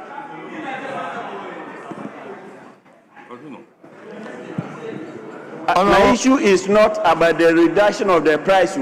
If it is even 10 cedis, pay them. You are not paying farmers. That's what my beef is. And in Parliament here, we are also suffering. No money anywhere. And you talk about reduction in inflation. Where is it coming from? If you don't pay, who spends? This is the time that the cocoa money should have boosted the economy. No money. So in the villages, the economy is zero. They are not growing. Nobody is spending. So how do you talk about inflation coming down when you don't spend and you can't even pay MPs and give us our entitlement? You are all suffering, but you won't talk. So please be sincere to yourselves and let's say the truth, and the truth shall set us free. Thank you, Mr. Speaker. Thank you very much. And that brings us to the end of today's debate. As we said yesterday, tomorrow is public holiday and members will be traveling to their constituencies to join their assemblies in celebrating the Independence Day. And therefore, we bring proceedings to a close so that members can get ample and enough time to go to their constituencies. So, leadership, let him come to you. Yeah, thank you very much, Mr. Speaker. But I don't think we have done 5 hours yet. We have? No. We start. All right. Mr. Speaker, if we've gone beyond 5 hours, then we are in your hands. Other than that, I was going to move. I thought we've done less than 5 hours. Thank you. Yes, honorable member, we might not have done 5 hours. We started at 10. So that's why I'm coming to you to move for an adjournment. Yeah.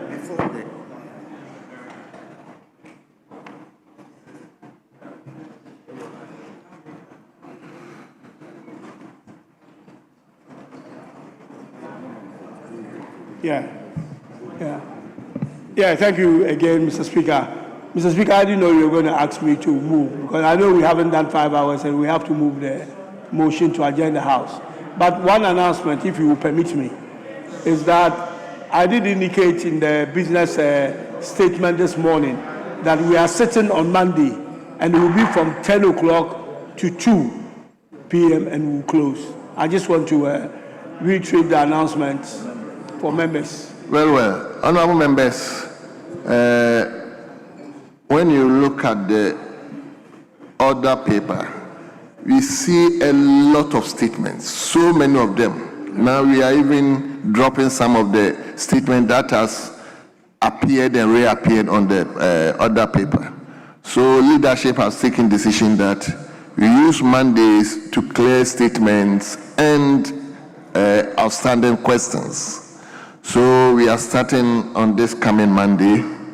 We will use Monday to clear all the statements from members and outstanding questions. So that is why we have scheduled Monday for business. Yes, Mr. Speaker, precisely so. But as you have indicated, we will do clear the backlog. But in order not to kill the momentum of the debate, if time permits, we may continue with the debate as well. Well, thank you so much. On that note, I would like to move that we adjourn the House till Monday, 10 o'clock in the morning. Thank you. Yes. Minority Speaker, leadership. I engaged the deputy leader, and I rise to second the motion. However, Speaker, we have to, this is a statement that was adopted by this House, and we are being told now that questions will be done on Monday. But if you look at the statement, it's only statements that have been advertised. So let's emphasize the point that subject to the taking of questions in addition to the statement that has been advertised. We don't want a situation where Monday we come and they say that, well, the business statement doesn't reflect that. So that's important. And then to conclude, Speaker, I'm surprised we have passed the NHI formula. We have also passed the GET fund. DACF, which is a constitutional fund. It is not statutory. Leader, can I have your attention? We have to arrange the administrator to be in the House. The assemblies are crying. Yes. They are crying. Assemblies are crying. So, well, so, Speaker, I'm simply saying that. No, you are not listening. I'm simply saying that to the well, Speaker, let me just conclude. I know we all want to bring the curtains down, but to the extent that we have passed statutory funds, GET fund, formula has been passed, NHI has been passed, and the one that is constitutional, we are dilly-dallying. What is the issue? So, Speaker, I want to implore you, give them some consequential directives. Next week, between Tuesday and Thursday, we should have the administrator in the House. I know you already have some outstanding, some 7.3 billion you have not paid, but that's not why I'm talking. I am talking about the passage of the formula. The formula has to be passed. Yes. I'm also aware that, Speaker, just conclude. I'm also aware that the finance minister stands in excess of some 55% in terms of capital investment. So you're not investing, you're not spending. Speaker, they are not spending. That is why there's hardship all over. And you're not encouraging the GET fund administrator, the common fund administrator to bring the formula. Go and bring him. Go and bring him.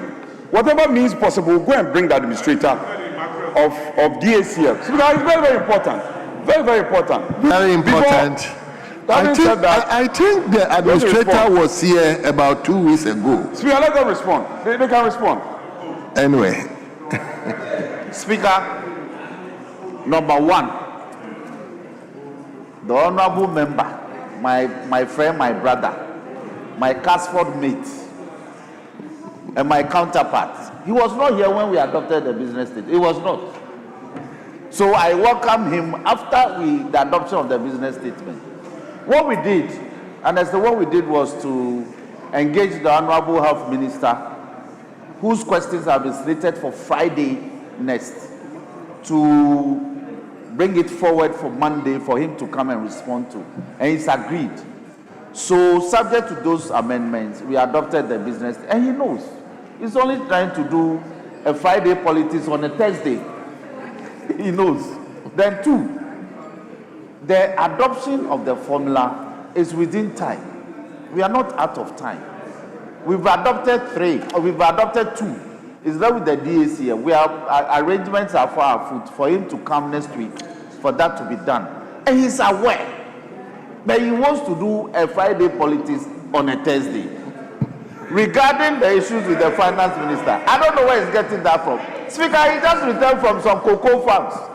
And he was told that they are healthy, they are fine, they are happy. And because of that, he has nothing to say. Speaker, on this note, I second the motion for adjournment.